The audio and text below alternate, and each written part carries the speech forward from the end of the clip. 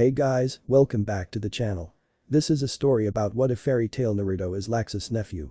Before I start, please support for more amazing content and do consider subscribing to my channel and share this video with your friends. This is written by Seagate and link in description and support writer. Let's start the video.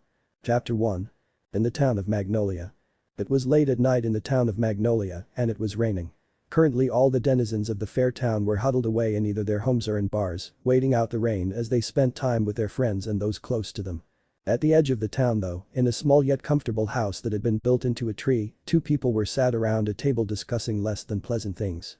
One of the people was a short elderly-looking man with a shock of white hair protruding from the sides of his head and a bald dome on top. A large whiskery mustache covering his upper lip as he clasped a mug of ale in one hand, a slight frown on his face as he was lectured by the other person in the room. This person being a tall, stick-thin woman, with graying, pink hair tied in a bun at the back of her head and old-looking reddish-colored eyes. A stern expression prominent on her face as she laid into her guest. "You're an old fool, Makarov. And when I say old I mean it. You're not a young man anymore, the stress of running the guild and being a wizard saint, it's too much. If you continue to push yourself like this, then I'm not sure how much longer you'll be able to keep it up." Perusica, a former member of the Wizarding Guild Fairy Tale, scolded. The frown on her face intensifying as she saw the stubborn expression on Makarov's face. A mixture of irritation and concern for one of her closest and oldest friends, forcing her to intervene before the silly man worked himself to death. Letting out a sigh as she saw the man's frown, Perusica let out a slight sigh. "Makarov, you need to retire, or at the very least you have to take a break as Fairy Tale's guild master." "Nonsense." Makarov Dreyer, the current guild master of Fairy Tale, replied stubbornly, the frown still on his face, as he tried to ignore the concern he could see in Perusica's gaze. Only for his scowl to falter as he felt the woman's gaze boring into him. "You're worrying about nothing. I mean, I'm feeling just fine, I'm just a little stressed is all." Makarov continued, skirting around the truth, as deep down he knew she was right. He was old, he was tired, and the stress of the guild was not making it any easier on him. "Just a bit stressed. You're just as big a fool as you always were. You look like you're about to collapse any moment now." Perusica replied harshly, her face darkening as she tried to impress upon Makarov the importance of what she was saying. "If you keep this up, you'll die, you silly old man." "I won't die, not with you by my side," Makarov replied with a dry chuckle, half joking as he sent his friend a crooked half-hearted grin. Trying to put her mind at ease and also get her off his back. Not that it worked on getting the scowling Perusica to divert her attention from the current conversation. "You know as well as I do that I'm not a miracle worker. Not even I can help you if you die, Makarov." Perusica responded, a slight sigh leaving her mouth as she brought one of her hands to her temple and began massaging it. What was it with Dreyer men and being stupidly stubborn? As if sensing what she was thinking, Makarov's half-grin grew a bit more genuine, much to Perusica's irritation. "Look, I'm not saying you have to retire for good. Like I said, just take a break or a holiday, not a long one, maybe just a few months. You just need a break from the stress of being guild master. You can have Urza or Laxus, maybe even Gildertz if you can find him, take charge until then," Perusica continued, trying a different tack with the stubborn old man. After all, she truly was just trying to look out for his well-being. As well, it was true that she disliked most people. Makarov was one of the few she did like, an exception to the rule so to speak. Makarov sighed slightly as he heard her suggestion, his brow furrowing as he thought about the prospect of taking time away from Fairy Tale and the kind of shenanigans its members, his pseudo-children, would get embroiled in without his guiding hand. "I can't, those children, my children, they need me. I'm sure they do, but at this rate your body will fail you and then you'll die for their sake. If not for your own, I suggest you either retire or at the very least take a break. What you do is up to you of course, but if you want to die then so be it. I'll mourn you, and I'll miss you, but I will also know I did everything I could do to help you." Perusica replied bluntly, her tone turning slightly solemn as she spoke of the fate that could befall Makarov if he were not careful. Her sharp words cutting through Makarov's excuses and hitting home as his smile faded.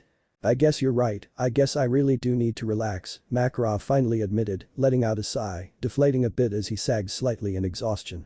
Her words had finally reached him. The elderly woman only nodded, glad that he had at last heeded her words. Seeing this, Makarov continued, "I guess I'll have to think about who the new part-time guild master will be." Fairy Tale Guild Hall, the next day.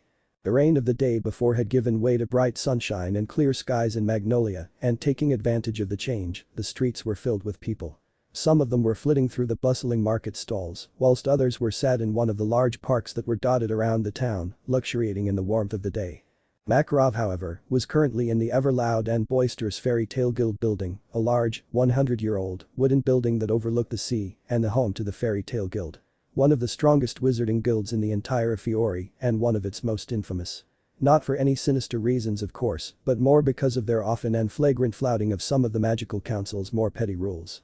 At the moment, the short guild master was standing on the counter of the worn-out wooden bar that extended across one side of the guild. Behind which, Marahin, Fairy Tale's beautiful bartender, usually worked, a smile almost constantly on her face and a kind word ever on her lips.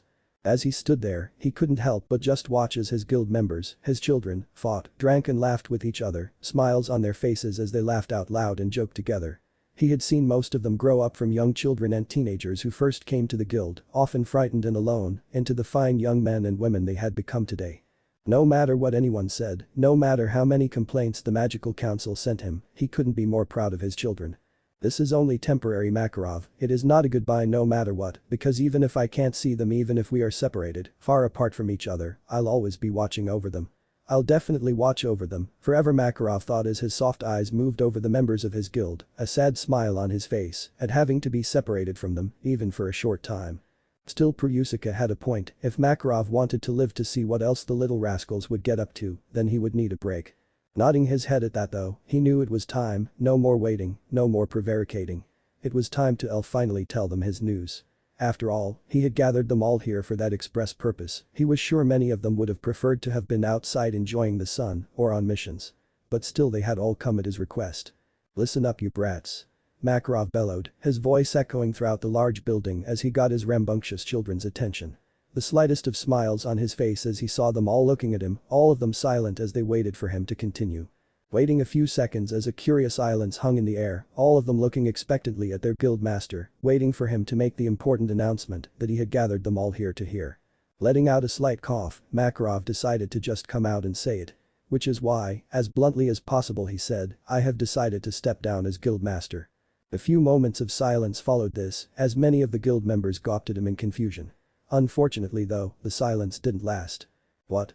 Was the sudden deafening outburst of a number of the guild members, the guild hall soon becoming filled with shouts of protests and exclamations of both shock and surprise. Of course, some of the reactions were a bit more comical, as some who had been drinking booze at the time spat out their drinks in shock. The most obvious being Kana Alberona, a very attractive brunette wizard, one who specialized in card magic but was better known for her ability to outdrink almost anyone. Who at the time of Makarov's announcement had been chugging from a small keg, meaning that in her surprise, she had drenched Miku and Wakaba, two of Fairy Tale's veteran wizards, in a shower of beer. This is a joke, right? Gray Fullbuster, an athletic dark-haired teen, infamous for his control of ice make magic and his proclivity for unconsciously stripping naked for no apparent reason, gasped out. The teen in question staring at the Makarov in shock, ignoring for a moment that he was half naked and currently being held in a headlock by the pink-haired fire dragon slayer, Natsu Dragneel. Eyes Fairy Tale disbanding. Elfman, a tall powerfully built man, with spiky white-colored hair and a rather prominent scar running down one side of his face, shouted out, almost hyperventilating. Though whether that be from the news he had just heard or from his current position being buried under several other Fairy Tale members was unknown, however what was obvious was the fear and worry in his voice. A soft smile spread across Makarov's face as he saw and heard his children's shenanigans, even as he shook his head in response to Elfman's question. No, Fairy Tale is more than a guild master, it is a family, and it has been here long before all of us were born, and it will be here long after we are gone. No, I am temporarily stepping down as guild master because my health isn't the best at the moment, and if I want to live to see the next generation of Fairy Tale, then I'll have to take a break for at least a little while. Which is why, until I return, someone else will be taking over my role as guild master. At that proclamation, a wave of relief rushed through the guild. After all, if it was only a temporary situation, then that meant that Master Makarov would probably just go on a holiday, maybe to a cane resort, for a couple of months, so he could kick his feet back and relax. After all, everyone needed a holiday once in a while, and Makarov had spent the last 40 years acting as guild master of Fairy Tale. If anyone deserved a break, it was him. After the confirmation that he was not leaving for good settled in, the whispers of who the next guild master would be, even if they would only be part-time, began circulating through the crowd. Several of the guild members beginning to start throwing around guesses of just who the next guild master might be. It'll be Gilderts for sure. Natsu Dragneel, a lean, athletic young man of average height, with a slightly tanned skin tone, black eyes and spiky pink-colored hair, shouted out enthusiastically. The pink-haired wizard being one of Fairy Tail's most troublesome members, renowned for being both a user of fire dragon slayer magic and for causing the most collateral damage to personally property whilst on missions. It'll definitely be Laxus. Evergreen, an attractive and busty brunette wizard, with glasses smirked. A haughty expression on her face as she looked around the guild hall, as if daring someone to challenge her claim. Ha! No way, my money is definitely on Urza, she's one of the strongest in the guild and has the experience and the right temperament, Miku, a middle-aged man with slicked-back dark blue hair stated confidently as he slammed one of his feet on a wooden bench to emphasize his point. No, you're talking out of your arse. Urza's too young and too strict to be guildmaster yet.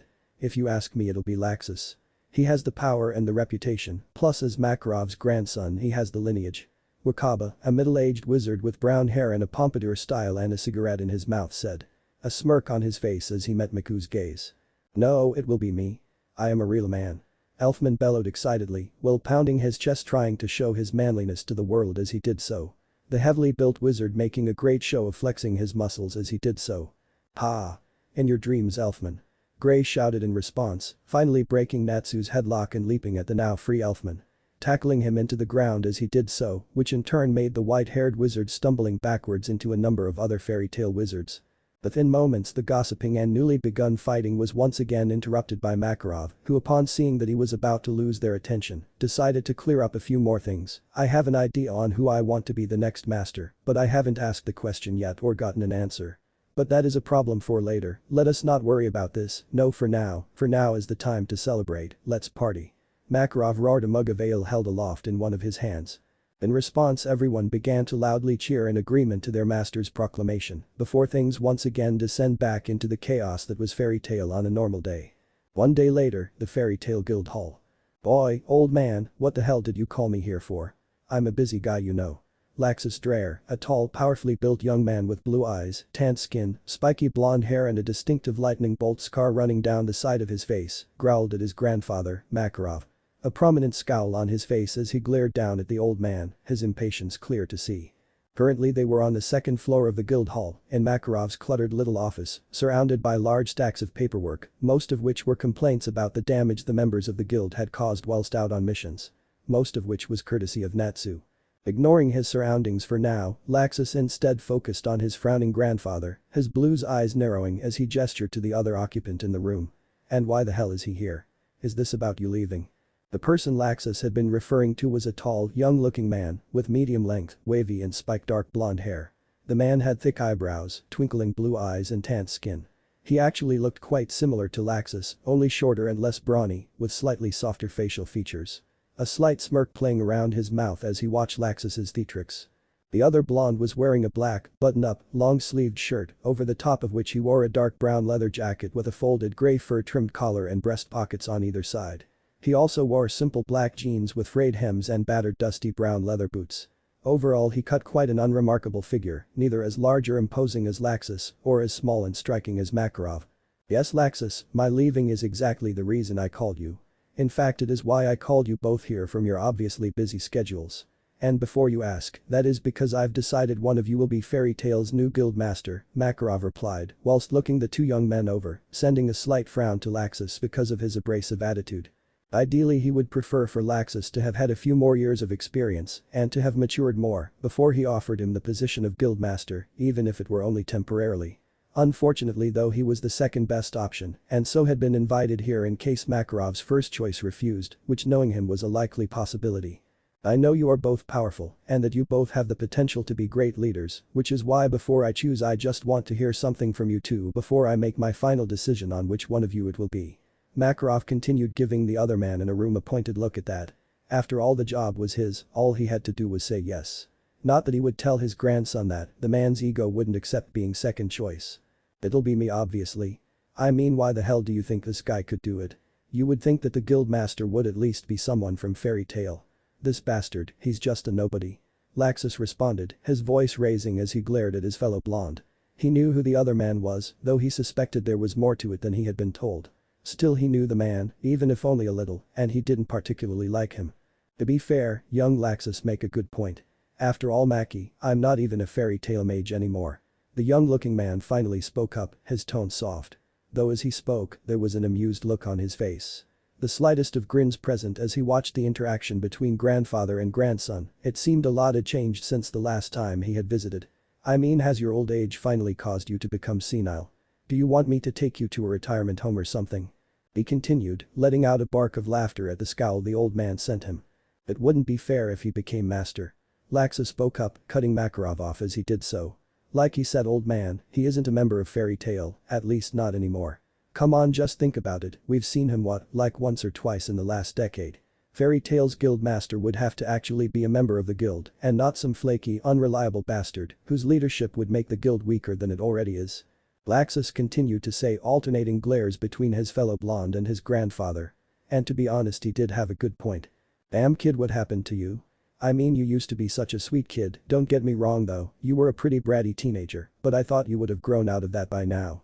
The blonde-haired man replied, the faintest hint of disappointment in his tone as he met Laxus's gaze. Easily dismissing the other blonde's harsh glare. I'm a bit disappointed, kid, you had the potential to be great. But look at you, you're squandering your talent and allowing your ego to change who you are. I don't give a damn if you're disappointed, uncle. You mean nothing to me, you speak of wasted potential. But just look at yourself, you're little more than weak trash. Actually, now that I think about it, can you even use magic? Laxus sneered, his anger getting the best of him as he snapped out at his uncle, Naruto Dreyer. Don't let your temper get the best of you, Laxus, despite what you think and what he says, he is in fact a powerful wizard and a member of Fairy Tail. He still has his guild mark and so for as long as he bears it, he will remain a member of Fairy Tail. Makarov replied, his tone more tired than before as he brought his hand to his head and massaged his temples. Naruto and Laxus had once been so close. Back before the unpleasantness with Laxus's father, Ivan, had gone down. Looking at them now though, he could see the bond they had once shared had all but dissipated. The cause being Naruto's frequent absences from Laxus's life and the bitterness and ego that had consumed his grandson over the last few years. Alright, I'll give you that much, I've still got the mark. Naruto replied, absent-mindedly rubbing his covered shoulder, but it's been years since I was an active member. I mean, ignoring Laxus's bullshit, he did have a point. I'm not really that well known the guild anymore, it'd be only the older members who would really remember me, and even then they won't have much more than a passing familiarity with me. I mean, seriously, how long ago were you a member? Laxus spoke up, his irritation forgotten for the moment as he instead gave Naruto a curious suspicious look. You've barely aged since the last time I saw you, how bloody old are you, uncle? Didn't you know it's rude to ask someone their age? Naruto replied dismissively. Not because he had any insecurities about how old he was, but more because he knew the Magic Council would be a right pain in the arse if some of Naruto's more well-guarded secrets got out, and that was hassle he wasn't interested in at the moment. HN. Whatever. Laxus said with a grunt, pushing aside his curiosity as he instead went back to scowling. Keep your secrets, old man, it doesn't matter. What does is that you're unsuitable to be guild master. Which is something I totally agree with. Naruto responded with a nonchalant shrug, a slight smile playing around his face as he saw Laxus's surprised look and Makarov roll his eyes. To be fair, Makarov should have expected this, after all Naruto was not interested in positions of power. He had grown up a lot since he was a kid and had realized that positions of leadership came with great responsibility and often demanded great sacrifices. Which as an overconfident kid with nothing was fine and dandy, but as a grown adult with loved ones was not something he was willing to do, not if there was someone else suitable for the task. I know your opinion already, Naruto, but I disagree. You lecture Laxus about wasted potential, but then you try to avoid position of authority where you could do a great deal of good and help a lot of people. Many people would call you a hypocrite. Makarov spoke up, knowing as he did so that those words would hit Naruto hard. After all, Naruto was many things, he was kind and noble when he could be, ruthless and merciless when he had to be, but hypocritical, that was one thing Naruto allowed himself to be seen as. It was a low blow, but one Makarov was happy to dish out. As he suspected, Naruto frowned as he heard that, his brow furrowing being the only sign of irritation he showed. Though deep down Makarov knew Naruto embodied the Dreyer fury and the hot-headedness that all the members of their family seemed to have. Ignoring that for now though, Makarov instead surveyed the two prospective candidates for Fairy Tail's next guild master. Naruto was generally quite carefree, irresponsible, and a little eccentric. Laxus meanwhile was seriously power-hungry, arrogant, and had an issues control his anger, however there was still goodness in him, hidden under all the blunder, arrogance and old hurt. But yes, deep down inside he was genuinely good. But unfortunately only one of them would be master.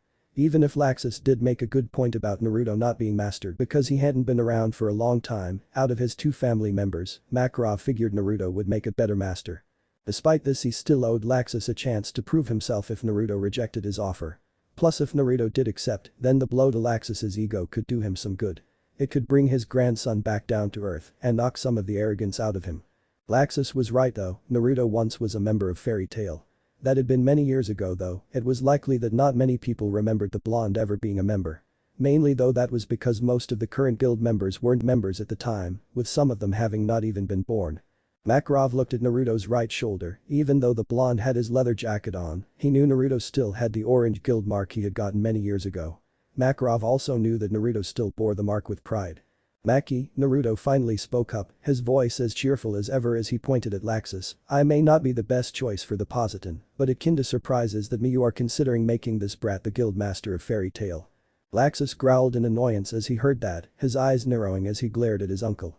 Though whether the blonde was really his uncle was questionable considering Laxus's father, Ivan, never had a brother. You got a problem with me? I don't care if you're family, I will break you if you get in my way. I'm the only one in the guild who deserves the position. Gildertz is too unreliable, and Urza is too weak and inexperienced. I'm the only real choice.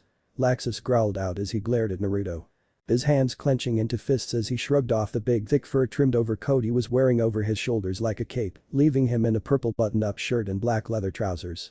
A few moments after he did this, lightning began to crackle and jump around him as he began to draw on and release some of his magic. The action causing the air to become thick with power and static, the smell of ozone beginning to fill the room. Laxus, there will be no fighting, especially between family.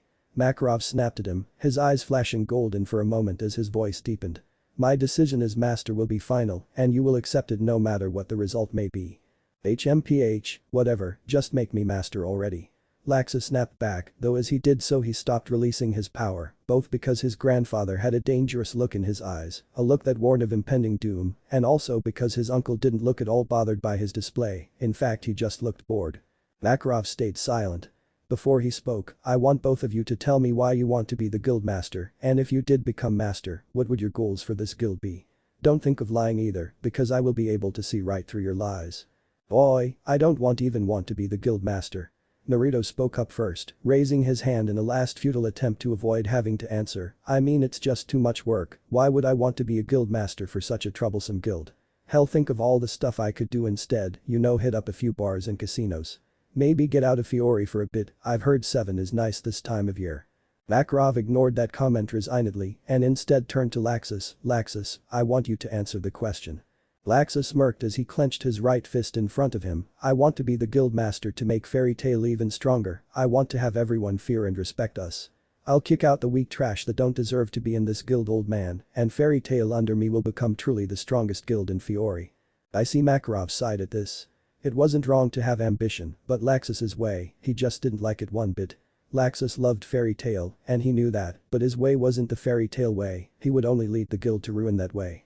Looking at the expression on Laxus's face and hear his words, Makarov knew his grandson had a lot of growing up to do before he would be ready to become a guild master. Naruto, your turn, the old man said as he turned to Naruto, not missing the faint frown that was on the other blonde's face as he heard Laxus's answer. Hey? Are you deaf? Or is your age finally catching up to you? I told you I don't want to be master, it seems like way too much work for me. Naruto said with a bark of laughter, though Makarov did notice that his protests were not as vehement as before. The other man having obviously realized just how unsuitable Laxus was for the Positon. Let's say hypothetically you were guild master then, what would you do? Makarov replied simply, the faint smile around his mouth telling Naruto that he had seen through him. The other man may like to think he was a former shinobi, but subtly, by his own admission, was never the greatest of his abilities. Nothing. Naruto's responded, his answer simple and to the point. Like always, you're a hard to understand man.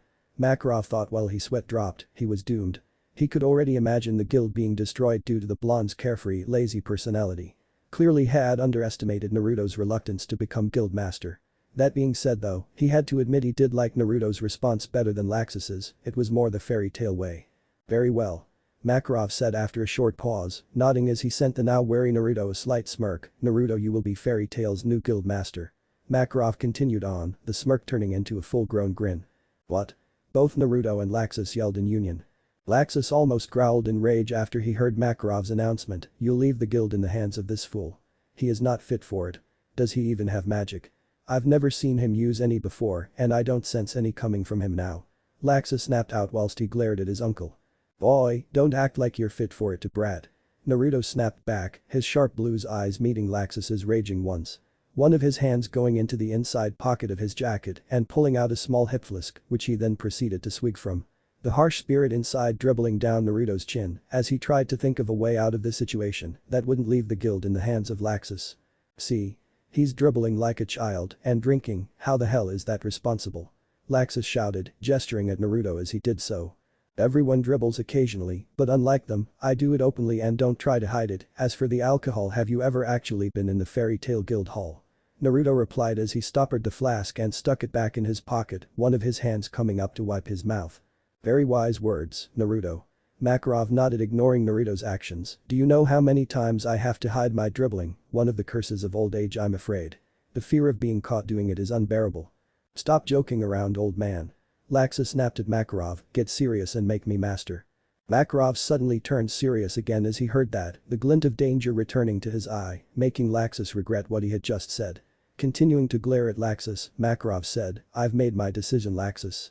Naruto will be part-time master whether you like it or not, and nothing will change my decision, not you, not the gods, and certainly not Naruto. Oh, so I get no say in this? Naruto snapped out, his voice slightly raised as he frowned at Makarov indignantly before saying, do you want to die, old man? You already got one foot in the grave, I'll gladly help you find peace. Yes, you have no choice, Naruto. Makarov glared at him, ignoring his tasteless joke, knowing that his defiance was more for the sake of being defiant than him actually being unhappy. After all, Naruto likely knew as well as Makarov did that he was the only viable choice. You rotten brat, if dear Rita was here I bet she'd beat your ass into the ground for your insolence. Naruto snapped back, though like before his tone held no real heat or anger to it. Just follow me, Naruto. Makarov continued, ignoring his remark for the most part, save for a slightly nostalgic smile at the reference to his mother as he and Naruto walked out of his office and into the stairway of the second guild hall floor, leaving behind a very angry Laxus. A few moments later the two of them made it to the balcony that overlooked the main hall. Where as they stood they could see everyone in Fairy Tail was doing their own thing, i.e. drinking, fighting, gambling, talking, etc. Though from the sounds of it they were mostly all wondering who the new part-time guild master would be. Would it be Urza? Laxus? Marahin? Gilderts? Hell, would it be Natsu? Boy, listen up, you brats. I bring you the new part-time master for Fairy Tail. Makarov all of a sudden yelled from the second floor, grabbing everyone's attention, meet Naruto Dreyer, your new guild master. There was a few moments of surprised silence as they heard that. All of them watching as a blonde-haired man who looked vaguely similar to Laxus walked forth. A slightly bored expression on his face as he scanned the crowd of wizards below. Yo. Naruto said uncomfortably, giving a short half-hearted wave, his gaze scanning the watching wizard.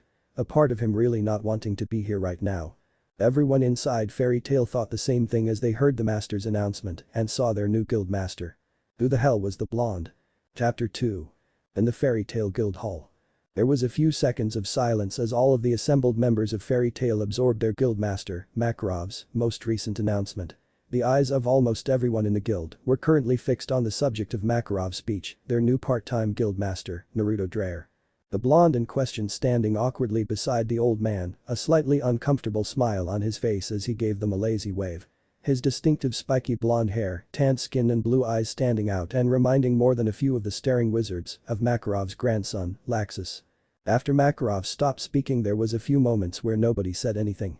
However, after the realization settled in about the fact that this stranger, this person many of them had never met, would be the new guild master, the guild erupted with a cacophony of noise. With questions being shouted out and shouts of surprise that it was not in fact Gilderts, Laxus or Urza that had been chosen. The guild's most notable S-class wizards and those who many believed were the only real choices for the job. Who the hell is he? Gray shouted out, his brow furrowed in confusion as he looked up at the blonde who upon closer inspection only seemed a couple of years older than him. Looks kind of like Laxus, doesn't he? Wakaba said, a thoughtful tone to his voice as he puffed away on his cigarette. His gaze locked on Naruto as he tried to work out whether he had seen this guy before. Well, the master did say his last name was Naruto Dreyer, I suppose it could mean he's another one of Makarov's grandsons. Miku said, a scowl on his own face as he also looked up at the blonde. For some reason he couldn't help but have a nagging feeling that he had met this man before or at least seen him. No, I don't think he is the master's grandson. As far as I know Master Makarov had only one son, Ivan, and Laxus is the only child he had. Kana spoke up, a frown on her face as she looked up at the blonde. She had been at the guild since she was a very young child, nearly 20 years now, and she had grown up with Laxus and had met Ivan. She was sure she would have known if Laxus had a cousin or Ivan had another son. Plus, just like Miku and Wakaba, something about the blonde seemed familiar. The rest of the guild was similarly surprised as many of them began muttering amongst themselves. None of them being abjectly opposed to Makarov's announcement. After all, the guild master had led the guild well for over 40 years now. That at very least had earned him the benefit of the doubt. Upon hearing the pandemonium breaking out, Makarov allowed it to go on for a few minutes, letting his rambunctious children get the worst of it out of their systems. Before, with a loud shouty of "Quiet, you brats." He once again got their attention. "Now I know this may be a surprise to some of you, however I feel that it is the best choice for Fairy Tail going forward. Naruto, after all, is a close relative of mine and is also a powerful and trustworthy wizard as well. More than that though, he's also a member of Fairy Tail and has been for many years now, even if he hasn't always been around. I expect you to respect my decision, as you should all know I would never do anything that might endanger Fairy Tail. So drink and make merry, free drinks for all, on me." The whole crowd cheered in agreement as they heard that, many of them putting aside their questions for now. After all, the questions could come later. Free drinks on the guild master though, that was a rare opportunity to drink themselves silly. Which is why, with that said, they raised their glasses and cheered. The guild hall rapidly descending into its usual rowdiness. Watching this, Naruto couldn't help but smiled a bit despite his misgivings. Fairy Tail, it seems, was still the same relaxed, easygoing place he remembered, and despite any reservations he might have on coming back to the guild and being the new master, even if only temporarily, he realized that life here was at least going to be interesting. As he stood on the second-floor balcony of the guild hall next to Makarov, he took in all the laughing and smiling faces, taking note of the occasional face that seemed to be looking at him, seemingly judging him. Yes, this was certainly going to be interesting. A couple of those faces he even recognized, like young Miku and Wakaba, both of whom had been in their mid to late teens the last time Naruto had properly been in the guild for longer than a quick visit. The two of them he remembered had been quite brash and confident at the time, proclaiming to the rest of the guild that they were going to be Fairy Tail's new aces. A part of him was curious to see what the two of them had made of their lives. Letting out a slight sigh and deciding that he had shown his face enough to be polite, Naruto decided that he needed to start getting serious. Which meant that Makarov and him needed to talk. Which is why, after looking away from the main hall, he turned to instead look down at the diminutive guild master. "Maki, we need to speak as soon as we are done here," Naruto said, his voice still calm, yet holding a slight note of steel in it as he saw the cheerful grin on the smaller man's face. Hearing that, the now former guild master looked up at Naruto a little shiftily, his smile fading slightly, before eventually with a sigh he nodded. Makarov having picked up on the seriousness in Naruto's usually mellow voice. Deciding that there was no point in putting it off, Makarov nodded his head once more, as if assuring himself of his next actions, before he began heading back to his office, waving for Naruto to follow after him, with a muttered "Follow me then." Without another word, Naruto followed along behind the previous guild master, once more towards Makarov's, now Naruto's office, where they could talk more privately. The two of them ignoring all the rowdiness going on back in the main hall as they did so. After stepping back inside of the cluttered room, Laxus having already likely stormed off, without a sound they sat down on chairs in the room. With Naruto sitting in the nicest, most comfortable chair, kicking his feet up on his new desk as he did so. Whilst Makarov first locked the door behind them and then sat on the chair just in front of his old desk. Doing a good impression of an insolent schoolboy about to get in trouble. "Well, what's this about?" Makarov asked in a slightly nervous voice. For all of the wizard saint's power and authority, a single stern look from the man in front of him could still easily deflate him. Naruto sighed in response, not saying a word for a few seconds as he just looked at the former guild master intently, his fingers beginning to drum on the top of the desk as if he were lost in thought. "I'm not angry, Maki, but what I am is a bit annoyed, and do you want to know why? Well, let's see. I get an urgent message from out of nowhere asking for my presence back at Fairy Tail, so being the conscientious former member I am, I hurried over expecting chaos and bedlam, and what do I find? I find my cheeky little brat of a son cornering me into being the next guild master. I mean, have you seen the paperwork a guild master has to do? Do you want me to have a damn heart attack?" Naruto finally spoke up, his tone grumpy and irritable as he again pulled his hip flask out of his jacket pocket again, before he took another swig. Chuckling as he heard his unnaturally youthful-looking father's comment, Makarov nodded and cleared his throat. "Well, Dad, haha, you see the old ticker isn't what it used to be, and we can't all be pseudo-immortals like you. So well, I thought, because you're one of the founders of Fairy Tail, that this job would be good for you. Fairy Tail is where you belong after all, it's a part of your legacy," Makarov said, firmly trying to make his father understand what he was trying to say. Excuses, you're only as old as you think you are. As for the guild. Yuri was the one who was one of the guild founders. I stopped going by that name when your dear, sweet mother died. If the Magic Council was to know I was still alive, then they would be on my ass about it like a rash. You know how power hungry those old bastards are. Anyway, stop changing the subject. Why are you making me guild master? Naruto replied, the look of irritation still on his face as he lectured his errant son. Though as he did so, he couldn't help but wistfully remember back to those days. Back when he was a treasure hunter with a couple of other wizards, Prekt and Warod. Back then he had chosen to go by a different name, Yuri, as a cult dedicated to the dark wizard Zeref had been hunting for him. The fanatical fools having thought that Naruto's blood could hold the key to resurrecting the black wizard. Which was of course a load of bullshit, still it had been a hassle, and so Naruto had assumed a new identity, as he had done so a number of times before. Looking back now though, he wouldn't have changed a thing. He had met some good friends whilst going by that name. He'd even built a guild and fallen in love. He had even confided in those closest to him, opening himself up for the first time in decades and sharing his true identity, his true history. They had been happy days, but like with every good thing, they had had to eventually come to an end. Time was inexorable after all, it eventually came for them all, or well at least for nearly everyone. Upon hearing his father's response, Makarov grew serious for a moment. You're powerful, Dad, stronger than I am certainly. That's also why I contacted you, that strength is needed now, dark times are ahead, all of the other guild masters and wizard saints can sense it too. The number of dark guilds in Fiori is rising, artifacts and old demons of Zeref are surfacing again, these are signs that the era of peace that we've enjoyed for so long is coming to an end. Laxus isn't strong enough to lead Fairy Tail through this, and as I am now, neither am I. I'm not well, Dad, the stress of the job is getting to me. I need a break, but Fairy Tail can't be left undefended. I need you to do this, Dad, please. Makarov said, his tone filled with conviction and passion as he tried to convey all the feelings behind his words to his father. Naruto had always been a difficult man, and a stubborn one too. When Makarov had been growing up, his relationship with his father had been strained, partly because Naruto had been distant and had always seemed to hold his son at arm's length. With Makarov having had far more of a connection to Prekt and his mother when he was growing up. As he had matured though, and as he had come to know the great burden his father carried, the two of them had eventually grown closer. He would never be able to fully understand the man, Makarov knew that. But he also knew that he could rely on him to be there for him when he needed it. Taking a breath, Makarov looked over at Naruto, waiting for his words to sink in and hoping his father would respond how he thought he would. Naruto frowned for a moment as he heard that, his brow furrowed as he considered his son's words. Naruto had also had an inkling of the things to come, after all, although he may never have set up a spy network like Jiraiya had, he was still old enough and experienced enough to realize when change was afoot. So you have seen the signs too? I suppose then, if that's your reasoning, that I can't really blame you.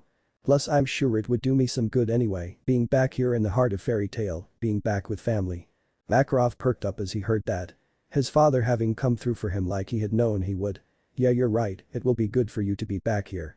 Plus it'll give you a chance to meet and bond with your great-grandson, Laxus, and the rest of the new generation. You'll love them, trust me, they embody the Fairy Tail way, they will truly make you proud. Makarov went on, a happy smile on his face, now that he knew his father would be around and that Fairy Tail would be in good hands. Now enough of this mushy crap, Maki, let's go out and drink more, after all we will be sending you off tomorrow, off to a cane resort if I am not wrong. You lucky bastard. Son, hot girls, beaches, hot girls, gambling, booze, hot girls and more. God damn it, now I want to go. Naruto said loudly, jumping to his feet as he did so. Haha, screw you old man, this is my holiday not yours, enjoy the paperwork bitch, haha. Makarov suddenly cackled, not at all surprised by his father, changing the topic of the conversation before things got too deep and emotional. Once again his old man was predictable. But that said, Makarov turned on the spot and headed for the door, quickly unlocking and sprinting out as fast as his stubby legs could carry him, now content in knowing Fairy Tail would be safe until his return. The next day. Makarov Dreyer had gone, after a night filled with drinking, fighting and reminiscing of old times, he had finally left the guild and he wouldn't be back for 3 months at the least. Makarov having taken the early train out of Magnolia and headed for the distant beaches of a cane resort. This also of course had left Naruto Dreyer, as Fairy Tail's 4th guild master, in a bit of a quandary. After all, although he had met most of the guild last night, it was while he was in a drunken haze. As such he didn't remember much if anything about them, and he was sure it was the same for them in regards to him. Which is why, after a hearty breakfast courtesy of the attractive white-haired waitress, whose name he really should learn, he decided that a guild meeting was needed so that he could properly introduce himself and set down the law, so to speak. After all, whilst Naruto appreciated Fairy Tail's general rowdiness, he also expected a certain amount of respect and decorum. Not in the authoritarian, I must control everything, bow to me mortals kind of way. But more in the, I'm the guild master, I expect you to respect that. Just as I expect you to obey me when I tell you to do something. After all, as a guild master he couldn't just be the rest of the guild's friend, as sometimes he would need to take command. It was for this very reason that he had taken them all out to an open area just outside the guild. It was a place that would make a decent-sized arena for his planned upcoming event, big enough for a lot of people, and far enough away from any buildings or property, so if things did get out of hand, the guild hall and the rest of the town wouldn't be totally destroyed. But the Fairy Tail members. Warahin was a petite young woman of below average height. She had long, white hair that reached down to her waist and had her fringe tied into distinctive upward-facing ponytail on her head. She was also one of the most well-known wizards in the Fairy Tail Guild. Technically Mira was an S-class mage, one of the highest rankings a wizard could have, a ranking that only a couple of dozen wizards in the entire Fiori had. In recent years though, she was most well known for her waitressing at Fairy Tail and her modeling for Teen Sorcerer magazine. One of Fiori's most beloved publications, which covered the many different magical guilds throughout the country and the eccentric and powerful wizards who were members of these guilds. At this very moment though, she was standing at the fore of a small crowd of Fairy Tail wizards and currently she was also giving the guild's new master a speculative look. Barely a half hour before he had called for a full guild meeting outside, which in and of itself was not that unusual, what was however was the fact he hadn't said what the meeting was about. Now she was out here however, stood in the crowd before their new guild master and looking around at the forest clearing they were in and the crowd of guild wizards encircling it, she was beginning to have a few ideas what this might be about.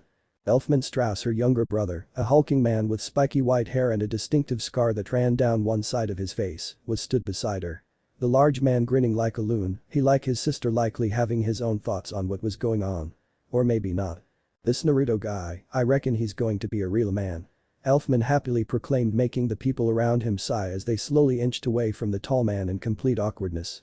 He was drinking like a man yesterday and is now going to make a manly man speech about man things today. Elfman, you told us most of last night that he is a man, could you just give it a rest while we wait for him to get to the point? Mira spoke up, rubbing her forehead in an attempt to get rid of her rising headache. Most of the time she could take her brother's eccentricities with a smile, after all she understood where it came from and could empathize. But last night had been a late one and today she just was not in the mood for it.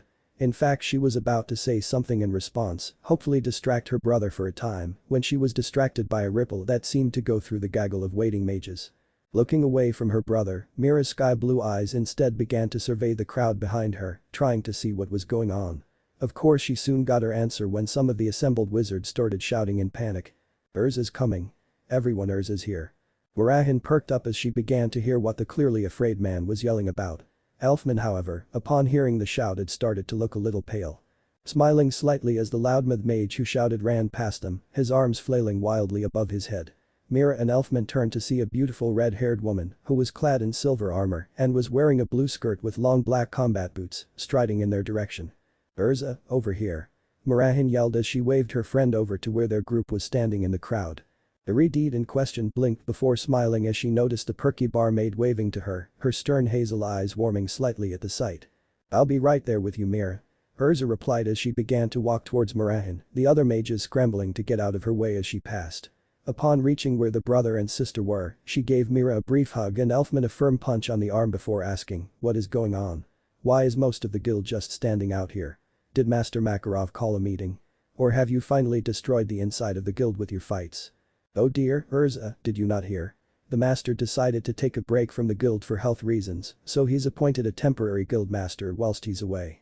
Mira replied, a sad smile on her face at the thought of Makarov, a man both she and many other fairy tale wizards thought of as a pseudo-father figure, being ill. Urza's face also turned slightly solemn as she heard of Makarov's condition, however there was also a note of curiosity on her face at the thought of there being a new master. Really, master took a break, I suppose even he needs a holiday from time to time, it'll probably be good for him. So with Master Makarov absent, who is the new guild master then? Is it Laxus? Urza asked before stopping as she noticed an unfamiliar, spiky-haired blonde approaching her, with a faint smile on his face and a twinkle of amusement in his blue eyes. Seeing the newly arrived redhead and recognizing her from a mixture of rumors, sorcerer weekly articles and idle chit-chat in the guild the other night, Naruto extended his hand towards her as a form of greeting, hey there Red. I assume you are the one that man was screaming about earlier. Which if I am not mistaken would make you the infamous Urza Scarlet, the Titania. Urza's eyes twitched at the interruption before she nodded irritably to the unfamiliar man, extending her own gauntleted hand as she did so and meeting his in a firm handshake. Yes, my name is Urza Scarlet. The man you saw running by earlier was Jet. Since Master Makarov tends to slack off when it comes to enforcing the rules, I'm usually the one who has to do it in his place. Which makes several of the more badly behaved guild members a bit nervous around me. Speaking of which, forgive me for being rude, but who are you? I am afraid I don't recognize you. She finished with a tight smile, a part of her hoping to put this rude man in his place and maybe intimidate him a little. After releasing his hand though, Urza then began to look the man up and down. Assessing him like one would an opponent, taking into account as she did so, his youthful appearance, his calm and soft voice, his firm handshake, the confident way he stood, and his strangely old eyes. He was a contradiction, and it both confused Urza and made her wary.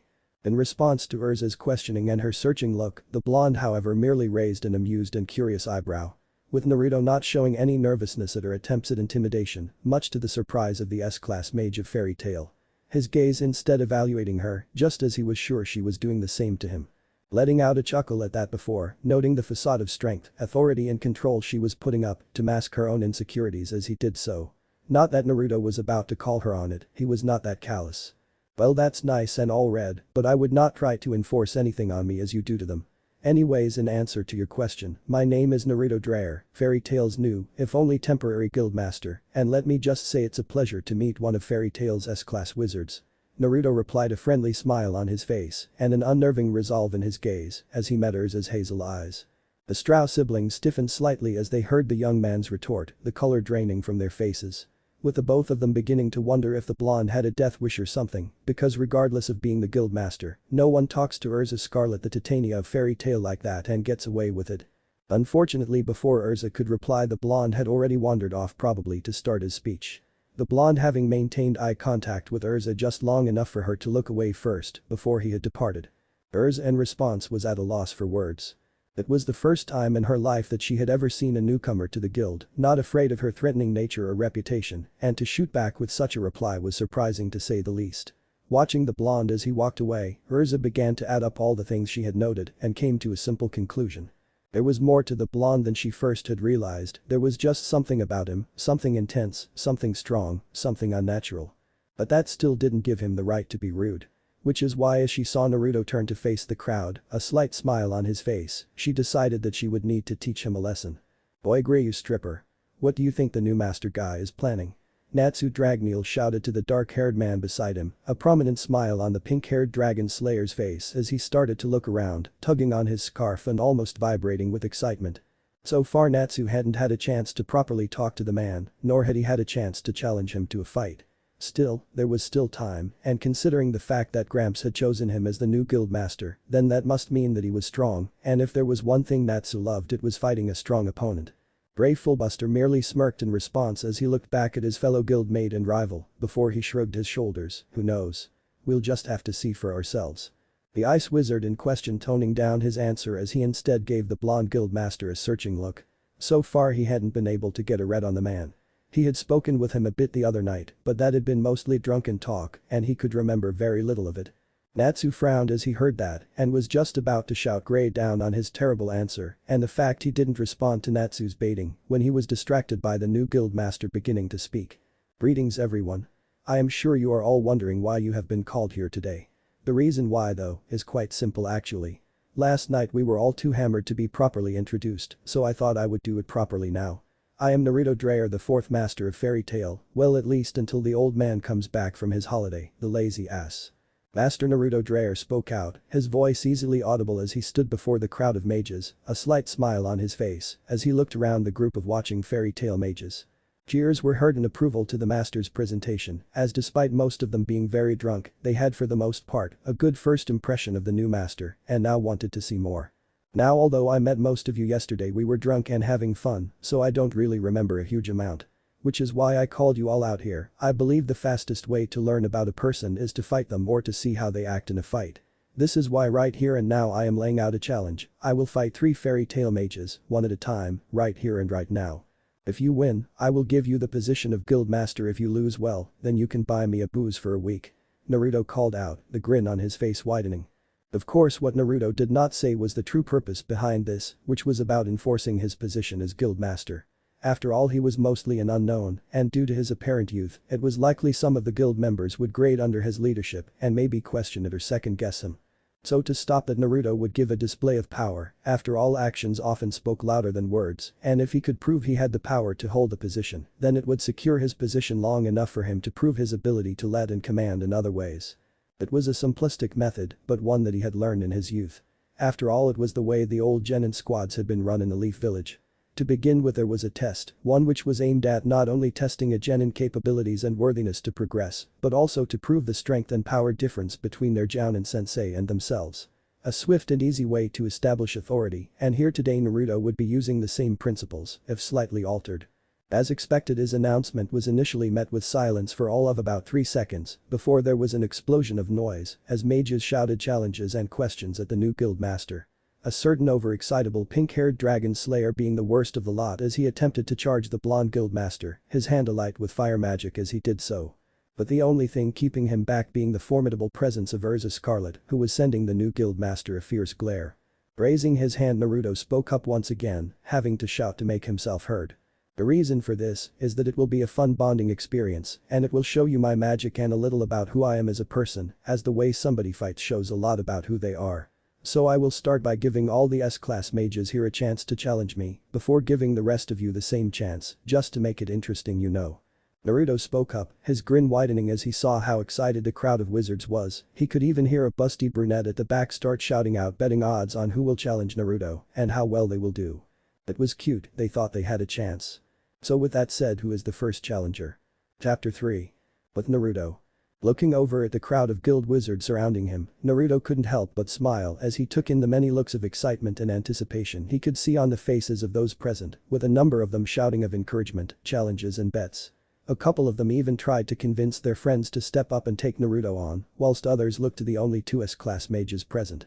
Curious about whether Urza Scarlet or Murahin would be the first ones to start things off. Now then, I think it's about time we start this little competition of ours. Though first, remember I'll only be accepting 3 challenges, so you lot have 3 chances at me. Naruto said loudly, the smile on his face widening as he saw the eagerness of those around him, their excitement having become almost infectious. So, who'll be my first challenger? Come on, step forward and have a go, I mean who knows, if you win you may be the next guild master of Fairy Tail. A little bit of provocation and bait, that was what Naruto was aiming for. He wanted to spar with the best the guild had to offer, and to do that he would need to entice them into challenging him. That being said he had no intention of allowing anyone to beat him, as if anyone came close, he was more than prepared to go all out to deal with them. Urza Scarlet Urza shouted out challengingly, the first of the group to do so, as she stepped forward. A firm and confident look on her face as she prepared to challenge the mysterious new guild master to a fight. As she did so the rest of the crowd quietened down, many of them murmuring excitedly amongst each other as they saw Urza glare fiercely at the smiling blonde. It seems one of their strongest would be the first to take up the challenge. Unfortunately though, before she could say anything else, she was interrupted by Natsu. The rambunctious dragon slayer, now he was no longer being held back, taking the opportunity to charge forward, toward Naruto. His fists already on fire and an eager grin on his face, as he threw caution to the wind and charged his guild master. Fight me?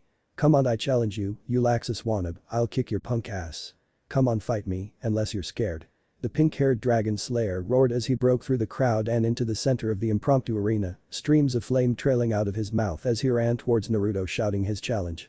Coming to a stop a couple of meters away, a confident and excited grin on his face. Naruto cocked an eyebrow at that, his gaze now on his challenger. Noting as he did the open black waistcoat he was wearing, as well as the white knee-length shorts, the simple sandals and the white scale-like scarf he had wrapped around his neck. Most of all though he noted the confidence in the boy's smile and the resolve in his gaze. Alright then kid, you might not be in S-class, but who am I to deny such enthusiasm? Everyone give us some room, and Pinky, prepare yourself I won't be going easy on you, so make sure you come at me with everything you've got. Naruto said loudly, shifting his feet and raising his fists as he watched Natsu coming at him. A slight smile on his face as saw how excited pink-haired man was, his apparent hot-headedness and overconfidence, very much reminding Naruto of himself when he was a kid, much younger than Natsu was today. Heeding their guild master words, the crowd of mages quickly backed away, shifting around the edges of the clearing, as they created a wide circle around the smiling Naruto and fiercely grinning Natsu. Many of them jostling around to get a better view, as they were all curious of just what magic their new guild master used. As this was happening, the voice of Kana Alberona could clearly be heard over the noise of the crowd, declaring the odds for the upcoming fight to be 10-1 in Naruto's favor. After all, Makarov wouldn't pick a person to be guild master unless he was sure they were strong enough and responsible enough to carry the title. Plus Natsu, as only an A-class wizard, was not on the same level as Guildarts, Mystigen, Urza, Laxus or Murahin, the guild's current S-class mages, and going off the terms of Naruto challenge, it was likely he wouldn't measure up to the blonde either. Naruto glanced around at the large circle that began to form around where he was facing off against the eager pink-haired kid, Natsu, nodding his head in approval as he did. Happy that there was enough space for the two of them to safely cut loose. Taking his eyes off the other mages and looking over to his opponent, who was currently doing a few pre-match stretches, Naruto narrowed his eyes slightly. His hands stuffed into his pockets as he began to consider the upcoming match. Thinking as he did so about how hard he should be on Natsu, a part of him thought about crushing Natsu like a bug and showing the guild his strength. That, however, wouldn't win him respect, instead it would be seen as Naruto bullying a weaker mage and could backfire in terms of gaining the allegiance of the guild. Plus it might also demoralize Natsu as a wizard, which was the last thing Naruto wanted to do. But that in mind, Naruto decided that he would need to scale his attacks down a little bit. Give the boy a fight, but not go all out from the start. After all, the kid wasn't an S-class mage, and you needed to be at least that to stand a chance against him. So I'm curious, Natsu, curious about why you're so eager to fight me? Naruto asked kindly, taking his hands out of his pockets as he shifted around once more. His right leg sliding slightly forward and his left leg slightly back and to the side. His body square to Natsu as he kept an eye on the eager pink-haired dragon slayer, careful in case the kid decided to jump the gun and attack him. Hearing the question, Natsu paused in the middle of one of his stretches, a slightly surprised expression on his face as he heard the question he had just been asked. His expression turning slightly thoughtful as he pushed himself to his feet, his fists raised and ready for a fight. Because I reckon you're strong and I want to fight you to test my strength. Also I want to fight you so I can prove to Igneel that I'm strong and so I can push myself to be even stronger so that one day I can find Igneel.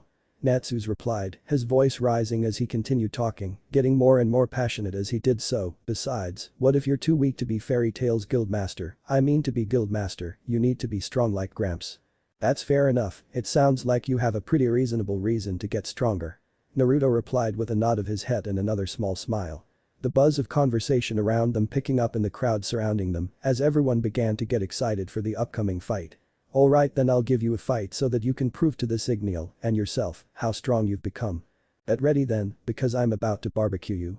I'm gonna kick your arse. Natsu shouted back as an aura of fire expanded around him.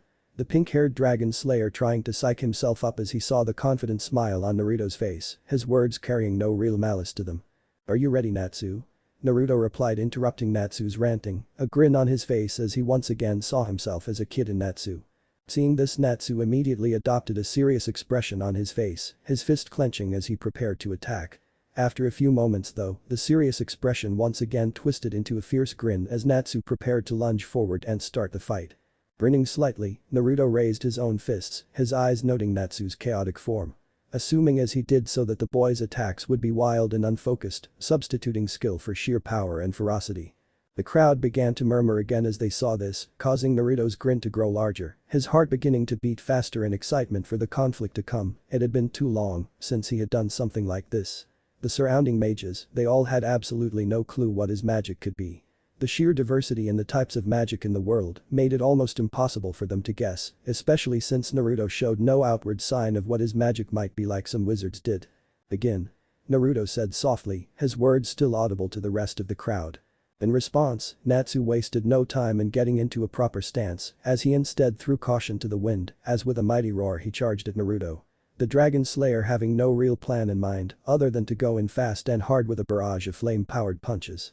Seeing this, Naruto could tell that there was no real strategy in Natsu's charge, the boy instead likely going off of sheer instinct and natural fighting ability. It was certainly an interesting approach, if not a wise one. After all, Naruto wasn't a run-of-the-mill wizard, one who could be overwhelmed so easily. Standing his ground as the Fire Dragon Slayer charged, Naruto, much to the shock of those around him, didn't move. That is not until Natsu was almost on top of him, because just as Natsu's right fist was about to make contact with Naruto's head, he moved aside with a quick side step to the left. A small action leading to Natsu's wild swing completely missing Naruto, even as, in the same motion the blonde brought up his fist just as the now off-balance Natsu went past him. His clenched fist slamming into the pink-haired man's gut, almost folding him in two as Naruto followed through with his punch. An action that brought Natsu crashing to the ground partially winded. But only temporarily though, as Natsu managed to use the momentum of his fall to roll back to his feet. With Natsu now standing a couple of meters from Naruto breathing heavily, his eyes narrowed and now cautious as he kept his distance from blonde. The punch having stung him but not taken him out of the fight, not by a long shot. Come on Natsu, you'll have to try better than that if you want to defeat me. Try thinking before acting, it may help you actually land a strike next time. Naruto called out, trying to be helpful, though he didn't even try to keep a smile off his face as the murmurs from the crowd started getting louder again. Taking a quick glance around, Naruto saw that most people had expressions of pure shock on their faces. Come on, it was like they thought he was a pushover, there was a reason he was made the guild master after all, the cheeky little shits. Naruto thought as he looked around at the other wizards' reactions. It was not too long before people started shouting at Natsu to start fighting harder, likely it was the people who had placed bets on him winning the fight. Still they seemed to have the right effect as the pink-haired teen stopped for a moment before fiercely pointing at Naruto and yelling. Hey. What are you waiting for? Take this seriously, you won't get another lucky shot like that again. Naruto snorted in amusement at that statement, finding himself liking the overconfident kid. I will start taking this seriously as soon as you actually start fighting me. Is this all that Igneel taught you, how to do a lot of yelling? Come on boy, I thought you wanted to prove how strong you are. That taunt definitely succeeded in getting Natsu's attention. If the death glare he sent Naruto had anything to say about it, clearly there was a line you don't cross with Natsu, and Naruto had just crossed it. I'll show you what being a dragon slayer is all about, come on, I'm all fired up now. Natsu shouted as he slammed his fists together in front of him. As he did so, flames started to flicker and appear around Natsu, enveloping him in what looked like a cloak of fire, the air around him getting heavier and hotter as he started releasing his magical power, the pink-haired teen clearly building up to do something big and explosive. Fire Dragon's Iron Fist. Natsu shouted before he leapt at Naruto, moving faster than before as he crashed his flame-enshrouded fist down upon the blonde. The area beneath Natsu exploded with flames as Natsu's strike hit, smoke and barely controlled fire erupting from the point of contact. Natsu's grin widening as he saw it as evidence of landing a clean hit. Aye sir. Go Natsu.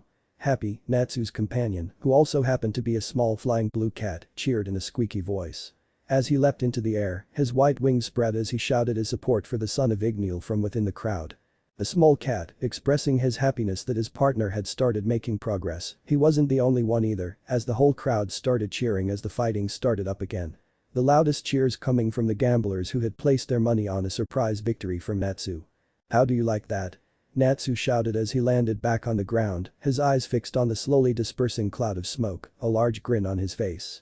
However, as the smoke cloud cleared, Natsu's and the rest of the crowd's eyes widened slightly as they saw Naruto had disappeared. The only thing that was visible being the smoking crater caused by Natsu's attack. You're slow little dragon slayer.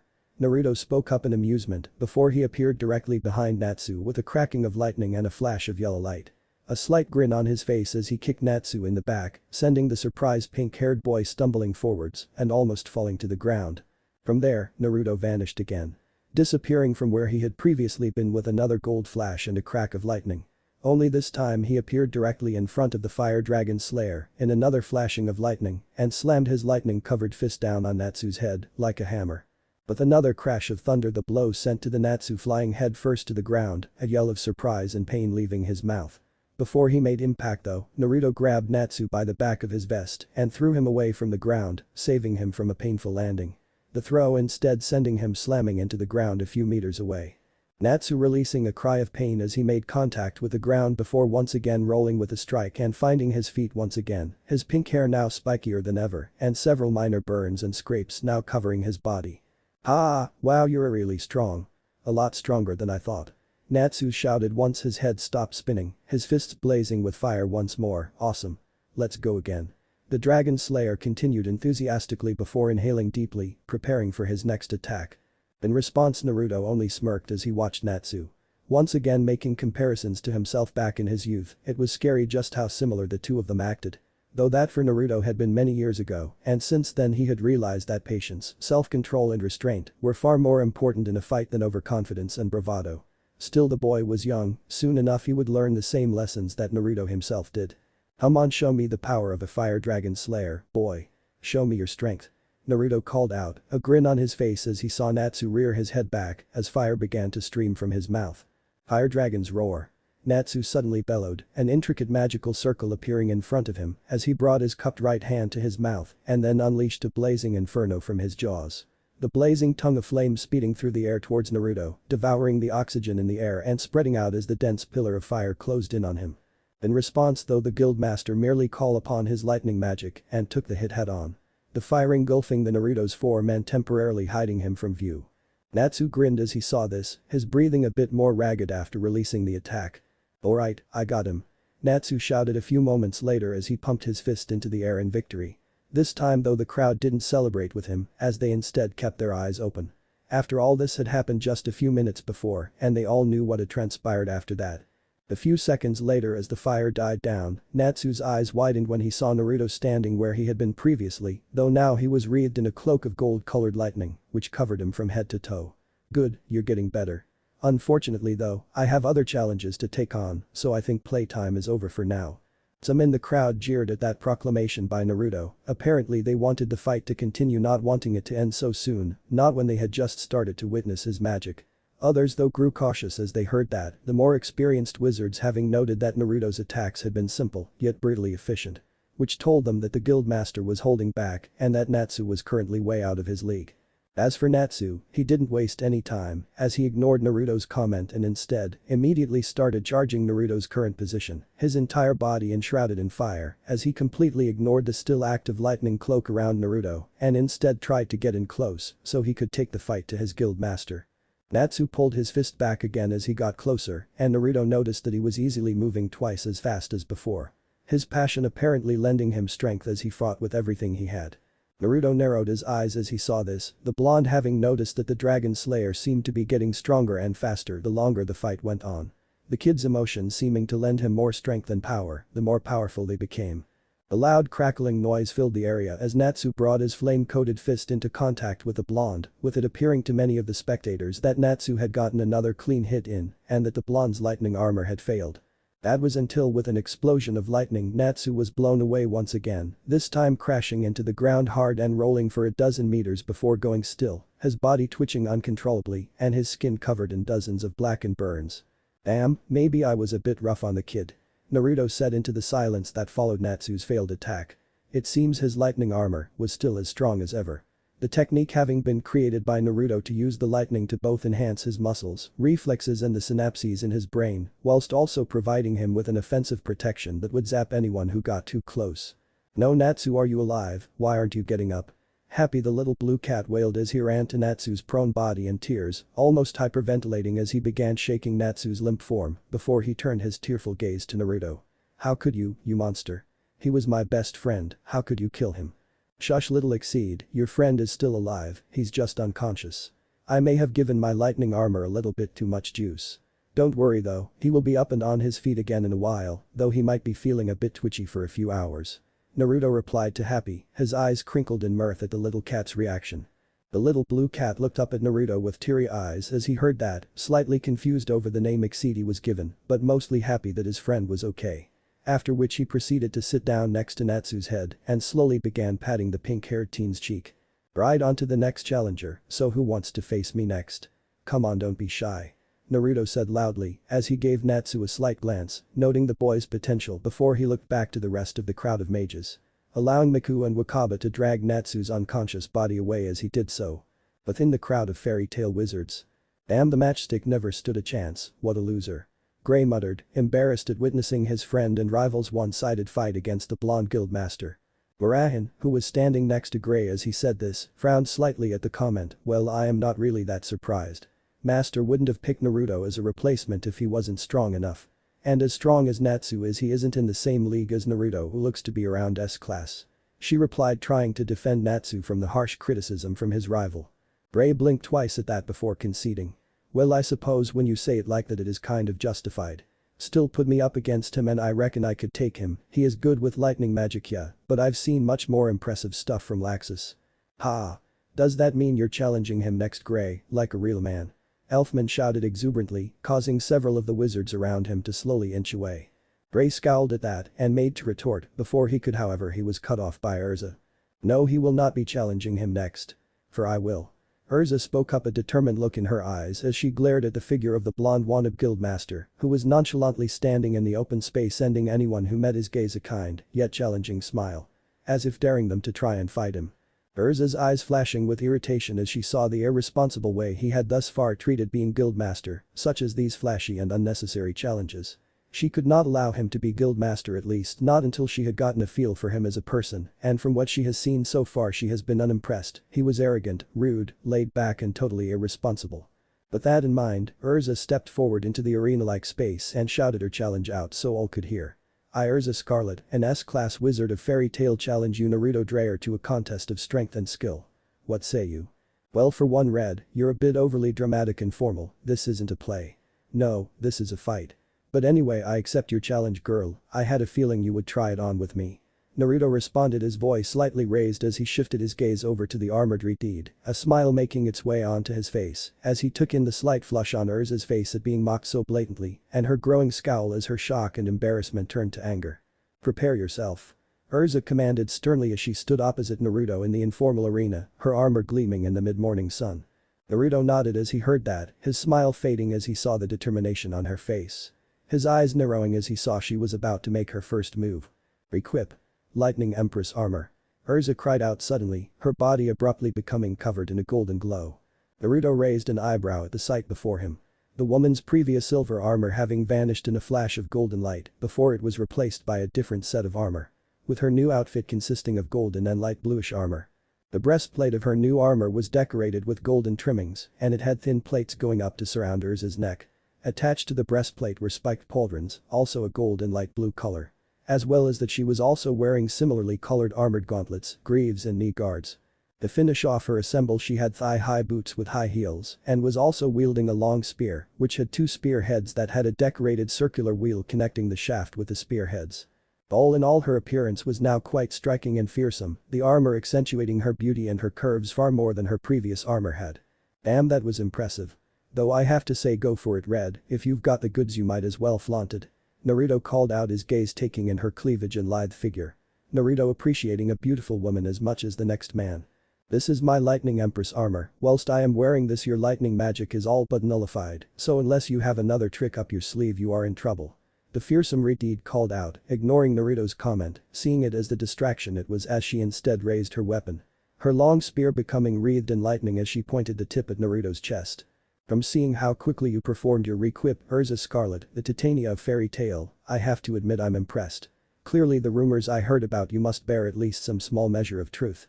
But I'd be careful if I were you, overconfidence can be your downfall, I wouldn't count me just yet.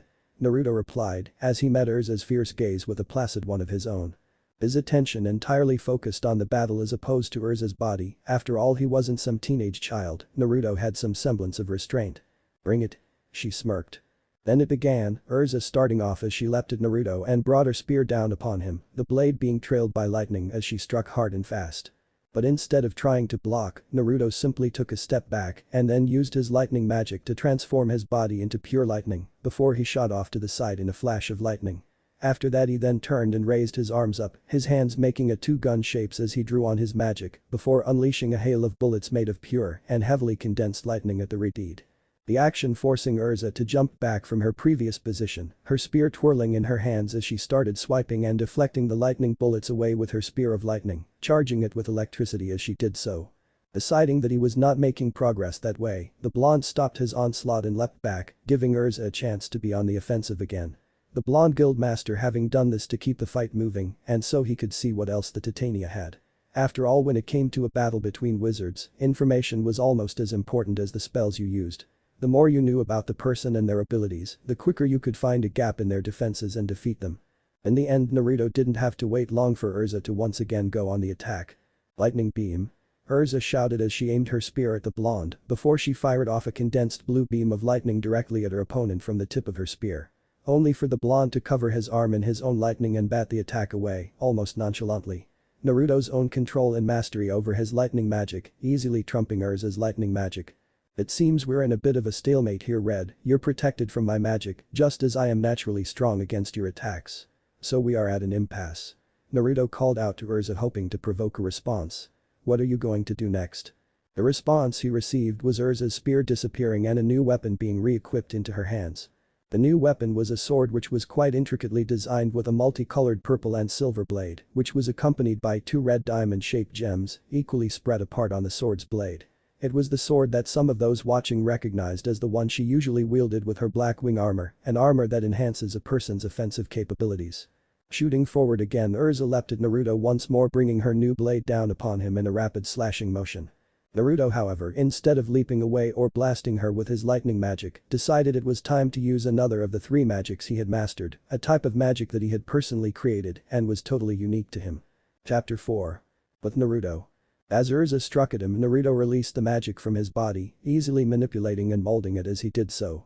To the onlookers it looked as if four chain-like tendrils of purple magic had suddenly exploded from their guildmaster lower back. The four tendrils twisting and bind together as they appeared to create a single one, much thicker than the others. Which, as they watched, swiped through the air and struck the oncoming Urza full force in the side. For those watching, it looked like Urza had suddenly hit by a speeding freight train, the force of the blow swatting her from the air like an errant fly and slamming her into the ground. With the ground cracking beneath the titania due to the force of strike which sent her there. Letting out a gasp as she impacted on the ground, Urza felt she'd just been hit full force with a warhammer, the entire left side of her body having gone numb as her breath came out in gasps. The unexpectedness of the counterattack and the strength with which it had hit her, having knocked the air from her lungs. Still, though, she was in a fight and she knew she didn't have the time to wait around to fully regain her breath. Which is why, with a grunt of exertion, she pushed herself back to her feet, her side aching and her head ringing as she tried to piece together what had just happened. With everything having happened so fast, the last thing she could recall was charging at the smug blonde, her blade raised and ready to end the fight in a single blow. After that, though, all she could remember was a flash of purple light and a splitting pain in her side as she was struck in the flank and sent to the ground. Scowling as she got back into a fighting stance, her blade held defensively in front of her. The red-haired mage glared suspiciously at Naruto, noting as she did so the four tendrils of energy floating behind him like snakes about to strike, the chain-like structures all looking like they protruded from his lower back. Shifting her foot forward, Urza chanced to look down at her armor, noting as she did that her armor was badly scratched, with her left pauldron having a large crack running through it. The damage no doubt having been caused from a mixture of the blonde's last attack and the ground she smashed into afterwards. Turning her head, she took in the crowd of watching wizards, all of whom were just staring at the fight in shock. Many of them muttering amongst each other as they tried to analyze their guildmaster's new magic. Narrowing her eyes, Urza did the same, noting that the length and thickness of the tendrils seemed to be consistent for now and that they were made out of what must be pure magic. This told Urza that the master's magic could be the manifestation and manipulation of magic in its purest form. Which, even as she thought about it, seemed impossible. After all, the amount of control and skill that would require, well, it would be phenomenal. "You still awake over there?" Red, not too shaken up by the attack. "I know how nasty it can be to be blindsided like that." Naruto called out to Urza, a slight frown on his face as he noticed how she looked to be spacing out. His brow furrowing as he hoped she hadn't hit her head too hard. "Are you okay to continue or would you rather give up?" In response to his question, she sent him a glare before she re-equipped into a new set of armor. The action causing Naruto to grin slightly as the tendrils of magic protruding from his back solidified into chain-like structures, each of which was tipped by a sharp point. This was his energy manipulation magic, as he called it, a unique magic which worked through him, expelling his vast and dense reserves from his body and manipulating its shape into anything he desired, be it armor, weapons, anything really. Though chains were the easiest and most effective form he found. "Equip. Adamantine armor." Urza shouted out in response, her body swiftly glowing golden as she did so. Her slightly battered lightning empress armor disappearing, only to immediately be replaced by a new armor. With this one being very thick, bulky looking armor that was made of numerous layers of thick, studded, dark colored armor, which covered her from head to toe. With her face being the only part of her body open to the air. Unlike her previous armor, this one didn't look at all scandalous. Instead, it looked powerful, intimidating, and all but impenetrable. Also, attached to the elbows of her armor were two large silver shields, each of which was shaped like a half circle. With each of these thick shields adding to the armor's defensive capabilities. Upon seeing this, Naruto couldn't help but smile as he took her new, highly armored equipment as a challenge. His smile intensifying as he decided to test out its durability. After all, it was only polite to take up a challenge when offered and test out whether it is as strong as it looks. "Alright then, Red, if you're sure you want to continue, I won't stop you, so I suppose you should prepare yourself," Naruto finally said, guiding two of the tendrils of magic to wrap around his arms as he did so. the tendrils moving like snakes as they shifted around his arms, covering them in a purple-colored cloak, the tips of the tendrils covering his hands and forming into 3-inch-long claws on each of his fingers. Seeing this, Urza narrowed her eyes, especially when she saw Naruto shift his feet, his arms shifting out to the side. Before without warning he shot forward, the earth beneath his feet cracking as he rapidly propelled himself towards her. Upon seeing this, Urza decided to take his warning seriously this time, as she slammed her two arm shields together in front of her, preparing to ride out his first attack with her high defense, so she could get a feel for his new magic, his speed, his strength and his fighting style. Which would hopefully help her in making strategies to combat him and his strange new form of magic. After all, when she had first stepped up to face him, she had presumed he would use his lightning magic, and as such she had prepared for that. Now the blonde had suddenly pulled some new magic out of his arse, which meant that she would need to adapt her own style to defeat him. Within moments of her taking her defensive position, Naruto was on her, a large smile on his face as he got in close. The razor-sharp claws on one of his hands scraping along the shield with a screeching noise and a showers of sparks, even as the two chain-like tendrils that still protruded from his back lashed out from either side, striking the shield's head on. Each of the spear-tipped tendrils gouging into the metal and latching on. Urza widened her eyes as she saw this, having not expected for him to rush in so close. The redhead having instead expected that he would continue fighting from a mid-range distance. Not that this bothered her too unduly. As with a scowl and a moment's thought she dismissed her right-hand shield and instead summoned the dark blade from her black wing armor. Leaping back and temporarily breaking away from Naruto as she did so. This would mean she would be able to use her adamantine armor's full defensive capabilities, however it would allow her to balance her strong defensive capabilities with a powerful offensive weapon. The only downside, however, was the restrictions on her mobility such heavy armor gave her. Though going from what she had seen so far, she very much doubted she would be able to keep up with him, even if she was wearing her flight armor, which was enchanted to increase her speed and mobility. No, from what she had seen, Naruto was a wizard who specialized in fast devastating attacks, which of course meant that a possible weakness of his could be prolonged battles. Either way, Urza was content for now to stick with her current weapon and armor. Which was why upon summoning her sword she lunged forward, batting aside Naruto's claws and magic chain with her remaining shield, before moving in for a swift stab to the gut.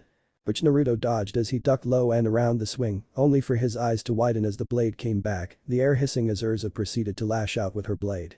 Slashing and jabbing at Naruto, bullying her way forwards as she attempted to keep him off guard. The redhead using both the weight and strength of her armor as well as her skill with a blade to try and drive Naruto back. Her style taking on that of a juggernaut, messy, powerful, rough but also pretty effective. Seeing this, Naruto smirked as he slammed his magic chains into the ground, lifting him off the dusty floor and allowing him to dodge her strike. Before he fell back to earth, landing a spin kick to Urza's raised shield as he did, one of his chains binding round his leg and allowing him to release 3 times as much force from the kick as the blow knocked her clear off her feet. Landing back on the ground, he then proceeded to lunge forwards and pull into Urza as she fell. His claws shredding her shield and her armor as he released a dizzying number of strikes. His form blurring as he dual-wielded his lightning magic and his energy manipulation magic, using the lightning to enhance his reflexes and strengthen his body, even as he electrified his claws and chains, increasing their penetrative power. Which was why they were so easily able to tear through Urza's incredibly durable armor.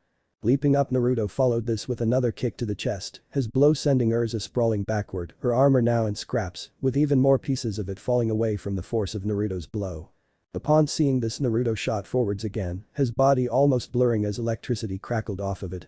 Before in a blink of an eye he appeared behind Urza's, his right hand extended as the cloak of purple energy on his right arm coalesced into rapidly spinning ball of highly condensed magical lightning. A pseudo Rasengan, which Naruto proceeded to slam into Urza's back, holding it for a few seconds before stopping as a now barely conscious Urza collapsed onto the ground a couple of feet away, her body smoking and indiscriminately twitching from the remnants of lightning running through it. "Damn red, I think I might have just gone overboard," Naruto said guiltily as he drew his magic back into him, leaving him looking exactly the same as before as he looked down at the battered-looking Urza. "I think I might have gotten a bit too into the fight and forgot to hold back. So yeah, sorry about that, I've just always loved testing myself against people's ultimate defenses, ever since I was a kid."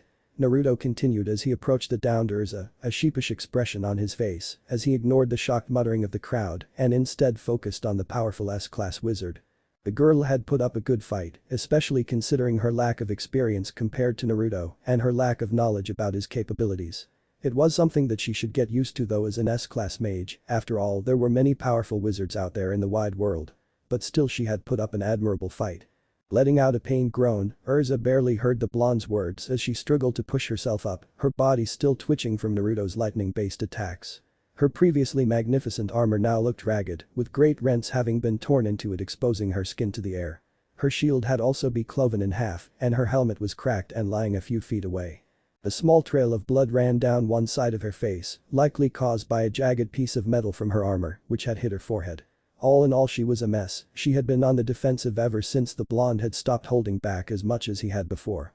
The guildmaster having not given her enough time to strategize or think of a way to counter his overwhelmingly fast attacks. On top of which there was his magic, the sheer versatility of which seemed to be astounding. After all, Urza had no doubt that the blonde could manipulate his magic to take on any form, similar almost to Maker magic like the one Grey used. In fact, the versatility of his magic had been one of the main problems. She had not been able to get a good idea of what he would do next or what trick he might pull. Instead, by the end she had just been constantly defending herself from his onslaught.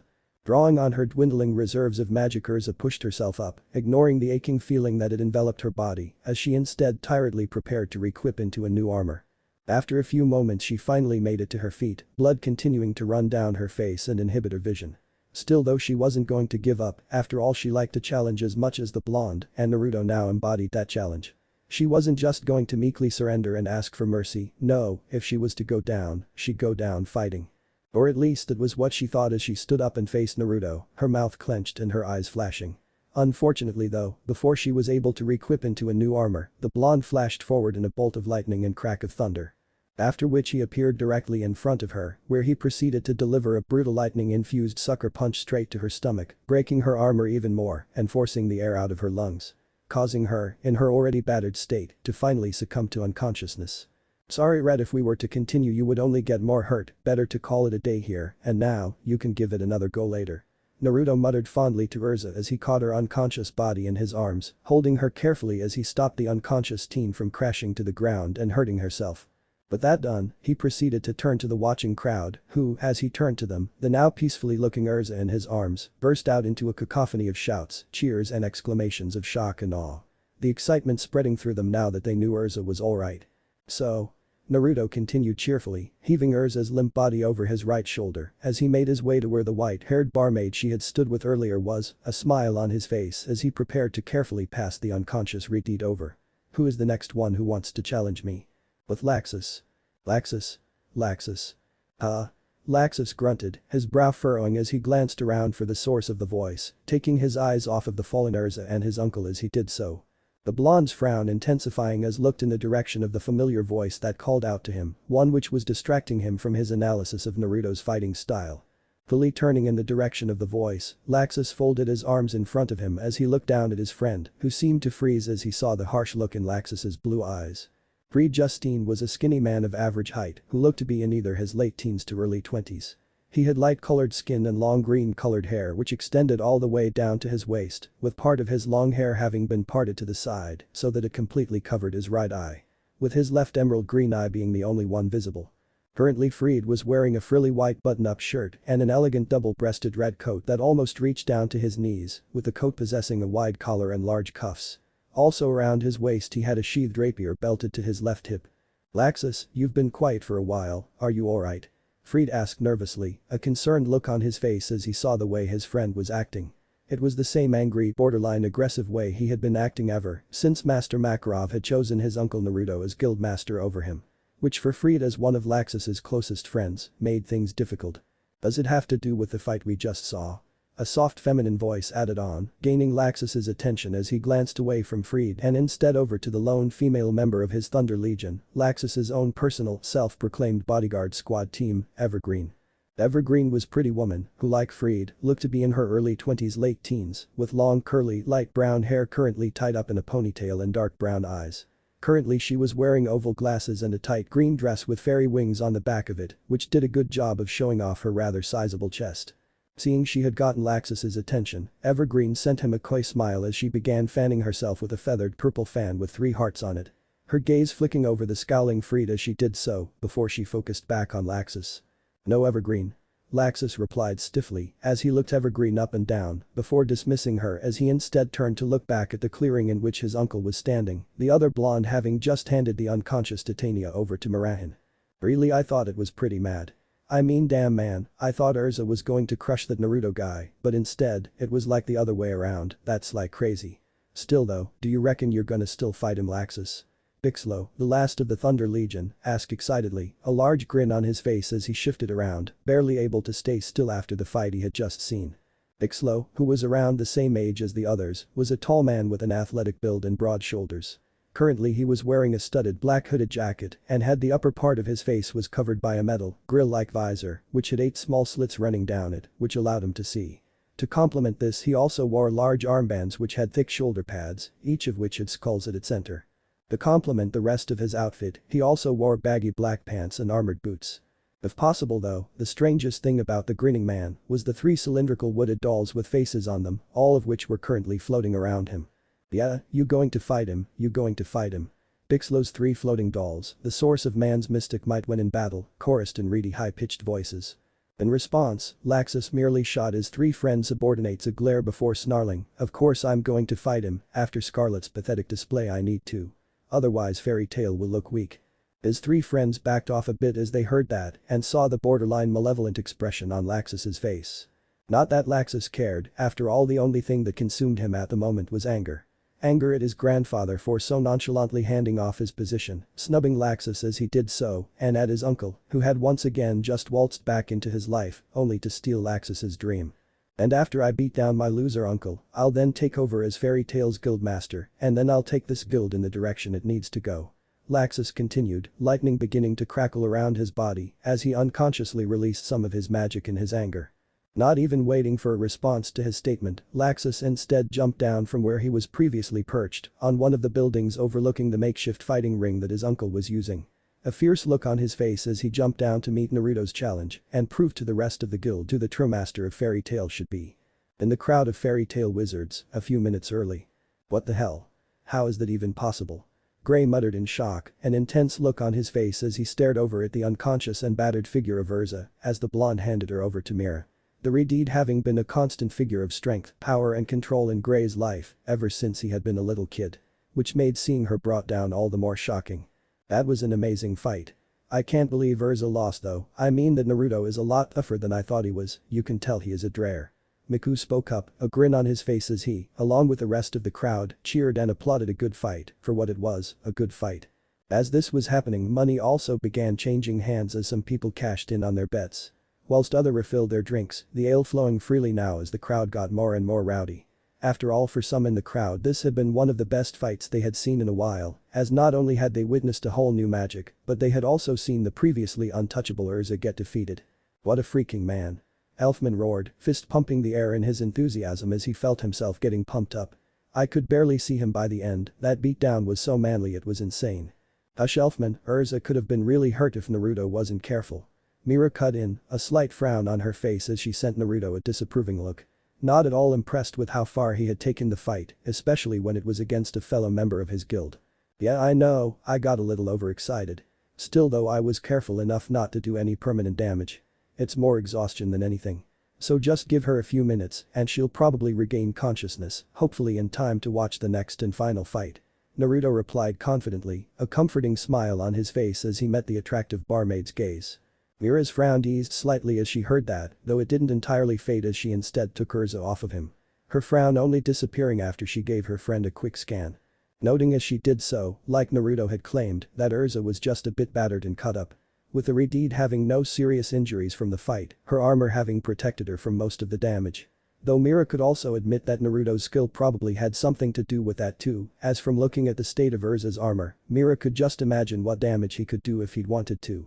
I'll take her inside with Natsu so I can make sure neither of them have any internal injuries. Though next time do try and be careful master, they are members of your guild after all, not enemies or dark wizards. Mira replied, her tone still holding a slight note of disapproval as she gave Naruto one last look. Before she recruited the help of Jet and Droy, 2 of Fairy Tail less well-known wizards, to help her take the battered-looking Urza inside. Okay, Urza's been defeated, who do you folks think the next challenger will be? Place your bets now. Who do you think is brave or stupid enough to take on our arse-kicking master next? Kana Alberona, an attractive brunette who was wearing only a blue bikini top and 3/4-length pants, shouted to the crowd as she took a swig from a tankard of ale she was holding, before continuing to spur the crowd into making bets on the outcome of the next fight. Before she could take a single bet though, she was distracted. As with a flash of lightning and a crack of thunder, a new figure appeared in the middle of the makeshift arena, a tall, blonde-haired figure wearing a leopard print button-up shirt. Seeing this, the crowd all quietened down, especially as they saw the new entrant, Laxus, facing off with Naruto. The similarity between the two's appearance once again causing a bit of confusion. After all, they could almost pass as brothers, with Laxus being the older, bigger brother and Naruto being the smaller, younger one. Miku though, seeing the two together caused his eyes to widen as he finally placed where he knew Naruto from, something that had been nagging at him ever since he had first seen him. After all, he had met Naruto before when Miku had been a much younger man. In fact, the last time he had properly seen the guy, he had been sitting at Fairy Tail's bar, a very young Laxus sitting on his knee as he told him stories. There is no need for bets, Kana. No, because I challenge this pathetic wannabe to a fight. Laxus shouted out, his voice echoing around the clearing and causing a tense silence as Naruto turned to look at him. I deserve to be master, not him, me Laxus Dreyer, the strongest wizard of Fairy Tail, not you uncle. I don't know what gutter the old man scraped you from, but you no longer have a place at this guild, certainly not as its master. So come on, gutter trash, are you brave enough to face me? Well, are you? Nobody said anything as Laxus finished his ranted, many in the crowd looking at Naruto in confusion after they heard Laxus describe him as his uncle. Others, however, were a bit fearful, after all they had seen Naruto just beat down two of Fairy Tail's stronger mages and were scared of what a conflict between two such powerful wizards would be like.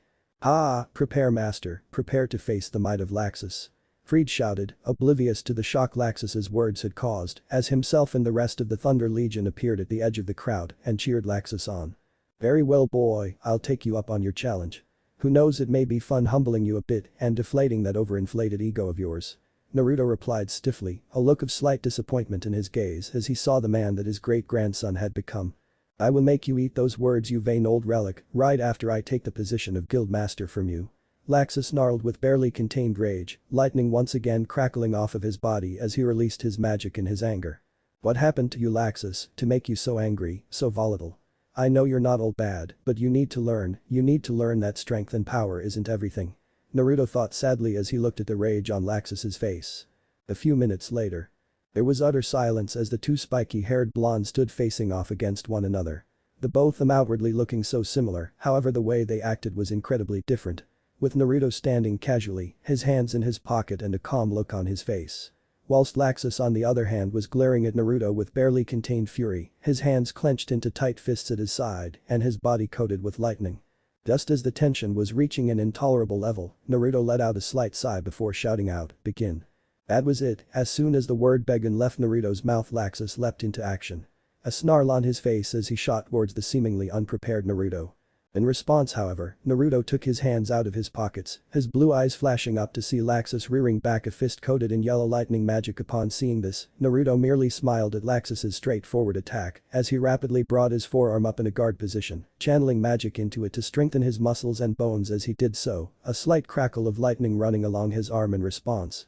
But the crashing sound, Laxus landed his punch and sent Naruto flying backwards, static running over his body as he flew back.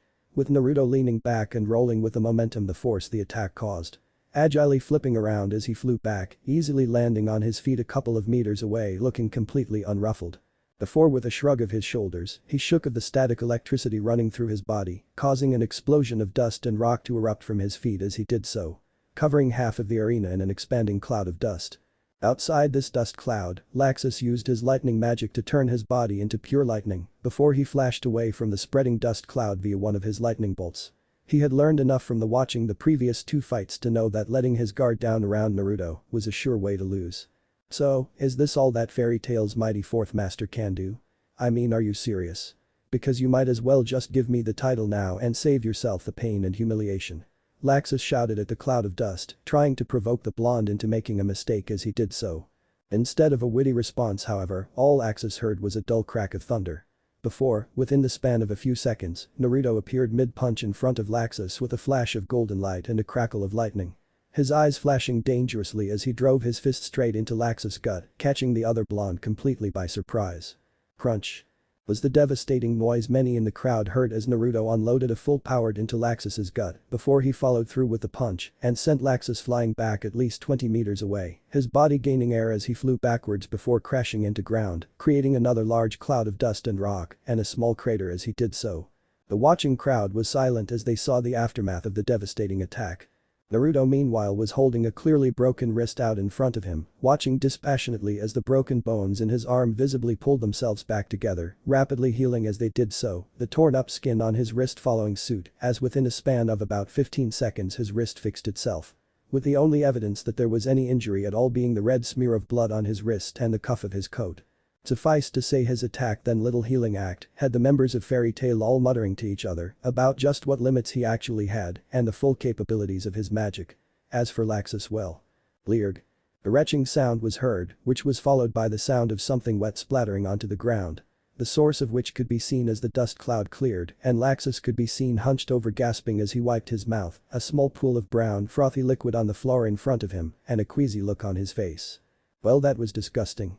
Naruto chuckled dryly as he shook his wrist slightly trying to get some feeling back into it, quite pleased with himself over the little humbling he gave Laxus. Though also somewhat surprised by his great-grandson's durability, after all it wasn't often that Naruto broke his bones. In response to Naruto's dry comment, Laxus let out a scream of fury.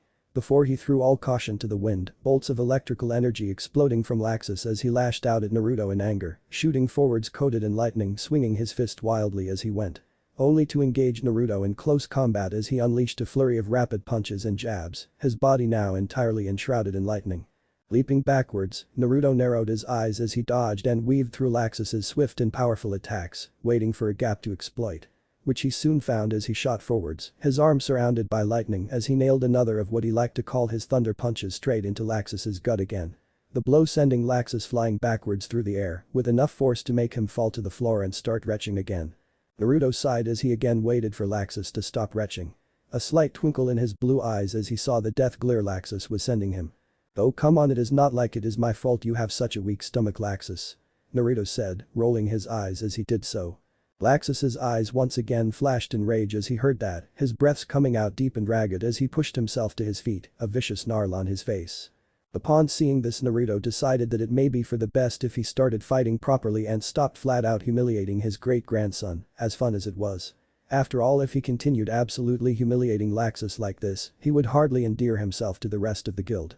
Plus it would likely irrevocably damage his already poor relationship with Laxus, even if he was only doing it to knock some humility into the boy. Not that Laxus seemed to realize this though. That being said, as he faced off against Naruto, he seemed to be forcefully trying to calm himself down, despite him wanting to clearly beat the daylights out of Naruto. With that said, Laxus let out a loud breath before locking eyes with Naruto. "Have you had your fun or are you ready to fight properly? If you don't start taking this seriously, uncle, I might have to hurt you." "Really, you think that is what's going to happen?" Naruto replied, laughing a bit at his bluster as he gave him an amused smile. "Alright then, enough fun, let's get this fight going, don't hold back though. The only way you will be able to beat me is if you come at me with the intent to kill." That statement certainly got a response if the look of shock on Laxus's and the rest of the guild's faces had anything to say. Several, including Mira and Gray, began muttering about how intense he seemed to be and whether he was actually serious. And one guy shouting how manly he was, no points for guessing who that was.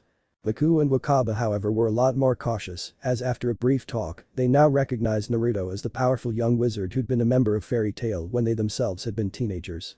Even if he looked a lot younger than he should, though that of course might be due to him being vain and using transformation magic still, though they remembered enough about him to know that he wasn't the kind of person you fucked with. Narrowing his eyes as he heard that, Laxus focused cautiously on Naruto as he growled. "What, you expect me to try and kill you, are you insane? Or do you just have a death wish?" Naruto rolled his eyes. "Please, you have as much chance of killing me as well, I don't know, just imagine I said something witty." Laxus growled as he heard the other blonde man's nonchalance and the insult that was him disregarding Laxus as even a threat to him. Soon enough though his anger faded as he instead smirked, a wicked gleam appearing in his eye as he stared down at his uncle. "So that would mean then if I killed you, that I will be the next undisputed guild master." Lowering his center of gravity as he got into a fighting stance, Naruto merely smirked at Laxus before saying, "You have to kill me first, honorable grandson." Realistically though, Naruto doubted Laxus had any intention of doing him serious harm, even if he was truly pissed off. After all, Naruto had gotten a pretty good impression of the man, enough to know that beneath the bluster and ego there is a decent man, one who cared about the guild and his family. Or at least it was what Naruto was able to glean from him. Laxus simply chuckled at Naruto's response before his body was once again coated in lightning, the magical power he was emitting having become so thick around him that it actually caused several of the weaker guild members to start shaking and falling to their knees. Focusing on Laxus's light show, Naruto prepared himself for whatever attack Laxus's was building up for. "Are you ready, uncle? Because you need to be." Laxus snarled out as he locked eyes with Naruto. In response, Naruto's eyes widened slightly as for the first time in the fight he lost track of Laxus. The S-class wizard having must have used all the lightning magic he had just gathered and channeled it into his limbs, making him stronger, faster and more durable as he did so. Lightning magic. Lightning rush. As he heard Laxus's shout, Naruto quickly scanned the area looking for his opponent, his eyes narrowing as he did so. Before he heard a sudden crash of lightning behind him and felt a powerful elbow smash into the back of his head. The blow making him fly head first into the ground, consequently shattering it and digging up a large furrow of earth as he landed. Standing up and shaking his head slightly, Naruto looked back over at the now laughing Laxus. He had moved so fast that Naruto hadn't seen him, now that was genuinely impressive. Though Naruto had no doubts that he could have tracked Laxus if he too had reinforced himself with lightning. Standing up straight, the blonde pushed aside his slight pain as he instead let out an audible and clearly disappointed sigh. "Well, don't get me wrong, you were fast, pity your attack was not quite strong enough. You need both strength and speed if you want to take me out, kid." The jab cut Laxus's laughter short and the man glared over dangerously. "You really want to try me, uncle, because if you're not careful I will show you how strong I am." Naruto held his arms out wide. "Do your worst, boy. If you ask me though, you're all bark and no bite." Gritting his teeth in annoyance as he heard that, Laxus began to channel magic through his body, lightning once again beginning to crackle around him. Arrogance comes before the fall. Naruto muttered to himself quietly as he observed the yellow lightning crackling over Laxus's body as he gathered his magic for his attack. "I think it's time to finish this," Naruto thought as he shifted his feet, getting into a ready stance for the first time in the match. Pushing the magic out of his body as he did so, 4 chain-like tendrils of magic erupting from his lower back in response. As this was happening though, his previously blue eyes bled purple as flecks of crimson red appeared in his eyes before merging with his normal blue color. Laxus smirked smugly as he saw this, not at all concerned by the chains of magic, instead seeing Naruto's actions as a challenge. In response to which Laxus quickly gathered his magic before unleashed his next attack, lightning magic. Lightning punch. With that he charged forward, his fist enveloped in a large and dense orb of lightning as he shot towards Naruto at incredible speeds. Laxus's smirk turning victorious as he noticed his opponent not moving, no doubt the foolish blonde trusted in his strange magic to protect him, not that it would do him any good. Which is why Laxus charged more magic into his punch, hoping to finally put the blonde in his place. Naruto though didn't even bat an eye at the speeds in which Laxus was now traveling, having become accustomed to his lightning-enhanced speed now. Instead he crouched a bit lower, his eyes flashing dangerously as the chain-like tendrils rose above his head and began crackling with lightning. "You should just give up, kid," Naruto said as he saw Laxus closing in on him, before without another sound he lashed out with his chains, smashing Laxus into the ground with one of them, stopping him mid-strike. After which Naruto followed this up by lashing his chains around Laxus's legs before he swung him up and smashed him into the ground again. "Because no matter what you try, you aren't quite in my league, not yet at least." Naruto continued cheerfully as he used his chains to constrict Laxus's body, the true nature of his purple chains becoming apparent to Laxus as he felt them starting to slowly leech away his magic. The audience looked on in pin-drop silence as they again witnessed their new guild master take Laxus down, despite him being a powerful S-class mage of Fairy Tail and one of the strongest members of the guild. However, before they could say anything, Laxus once again showed he wasn't an S-class mage for no reason. As with a growl he released a blast of magic, loosening Naruto's chains enough for him to turn his body into pure lightning and flash away, out of reach of Naruto's magical chains. Laxus growled as he glared at Naruto, his gaze on the chains, which seemed to grow razor-sharp barbs along their length as he watched. "How the hell are you doing this? I am the strongest in the guild, not you, not guildarts, me." The slight smile Naruto sent him as he heard that was too much for Laxus as he finally lost it, his already frayed patience snapping as he slammed his right foot on the ground and thrust his lightning-enshrouded arms at Naruto, this time keeping a wary eye on the hovering chains. Lightning magic. Thunder wave. This attack resulted in a wave of fast-moving bolts of lightning which exploded from Laxus's hands and at Naruto, each bolt speeding through the air at high speeds. The bolts all causing electrical explosions as they connected with Naruto's form, creating another dust cloud. "Finally, just stay down." Laxus growled tiredly as he stepped back, quite winded from his last attack. As the dust cloud dispersed though, Laxus and the rest of the crowd saw that Naruto was untouched. his chains having thickened and formed a dome-like shield of swirling purple energy around him, one which protected him from the brunt of Laxus's onslaught. Smirking as he saw Laxus's wide eyes, Naruto shot forwards, once again closing in on Laxus as he closed the distance. His chains lashing out and forcing Laxus to back away, the other blonde struggling to fend off Naruto's lightning-covered fists and chains as he went completely on the defensive. Sweat trickling down his forehead as he had to go all out just defending off his uncle's assault, more concerned about the force of Naruto's attacks than the lightning, which had no effect upon him. With Laxus only occasionally being able to throw an attack back, be it either a kick or a punch, not that Naruto had any trouble in blocking his attempts with either his arms or his chains. Seeing this, the cheering audience now knew that Laxus didn't stand a chance against the blonde, as every attack he threw at him, he blocked as if they were nothing, before responding with a devastating strike which nearly broke through Laxus's guard. Laxus groaned as he felt his muscles crying out in agony as he stumbled backwards. He was starting to understand that he had underestimated his opponent's power significantly. Nothing he did seemed to be able to get through Naruto's defenses, and it took everything he had to block Naruto's counterattacks. Shaking his head and forcing magic into his aching limbs, Laxus once again prepared to either attack or defend. He wasn't about to give up or throw in the towel though, even if he knew he was outclassed. After all, this was his best chance at becoming guildmaster, just like he had always wanted. He wasn't about to give up on reaching his dream, even if it meant pushing himself beyond his limits to do so. With that thought in mind, the lightning user channeled as much lightning as he could around his body, going for broke this time. "This is it," Laxus said with a gasp of pain, before he charged at the blonde guildmaster as fast as he could. "Just go down." He continued as he channeled even more of his magic into his last attack, hoping to overwhelm Naruto's defenses in one overwhelming assault. Hearing a loud rush of energy, Naruto took a step back and focused on the Laxus's lightning-wreathed form before him. Frowning as he noticed a large amount of electricity forming in Laxus's raised hands.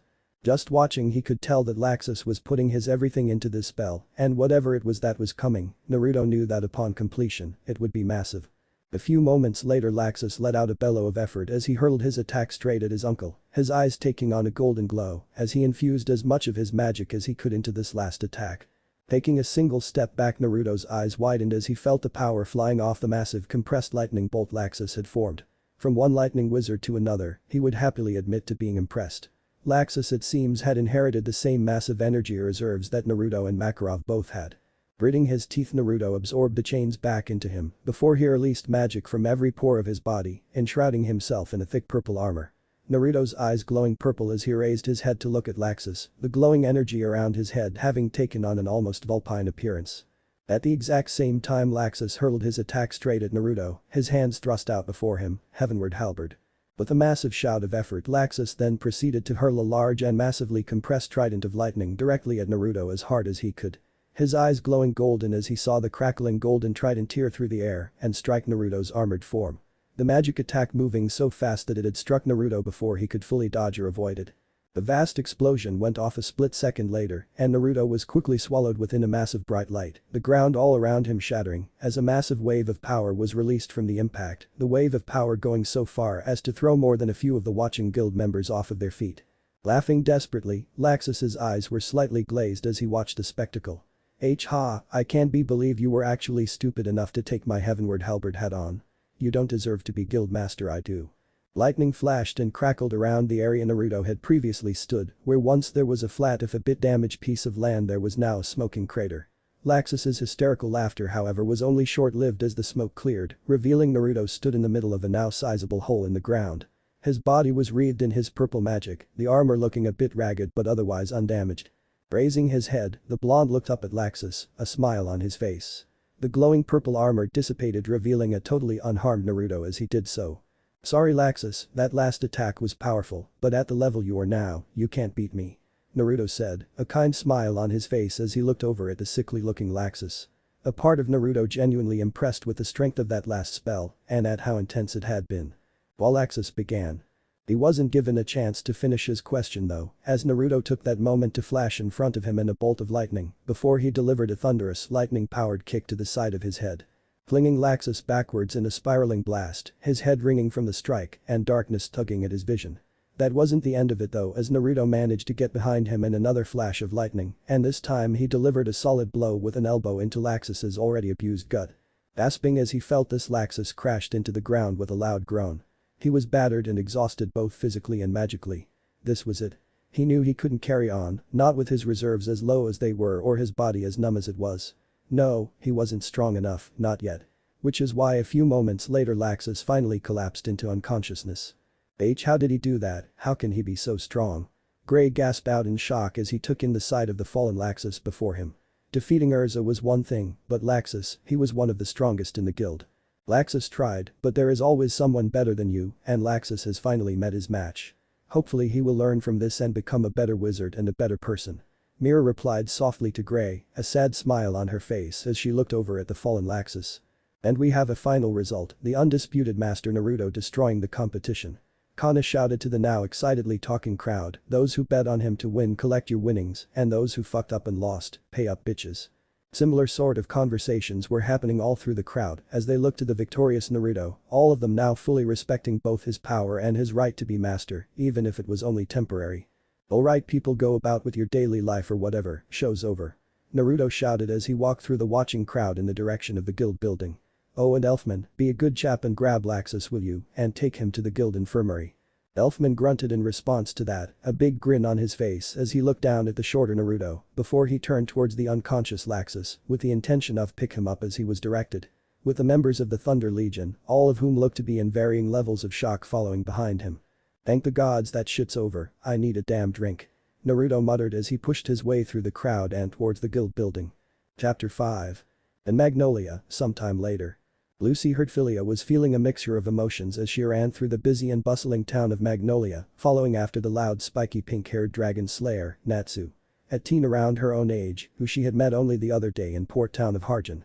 Lucy was an attractive girl in her late teens, with hazel-colored brown eyes and long golden blonde hair which reached to her lower back, though at the moment it was partially tied in a small ponytail to the right side of her head, with the rest of her hair loose. The most noticeable thing about Lucy though was her curvaceous figure and busty physique, which was something that was very noticeable to passers-by as she ran past them. Lucy of course knew this herself, as she had seen the way some men look at her, which is why modeling had been her second choice of career if becoming a wizard didn't pan out. Ah. There it is.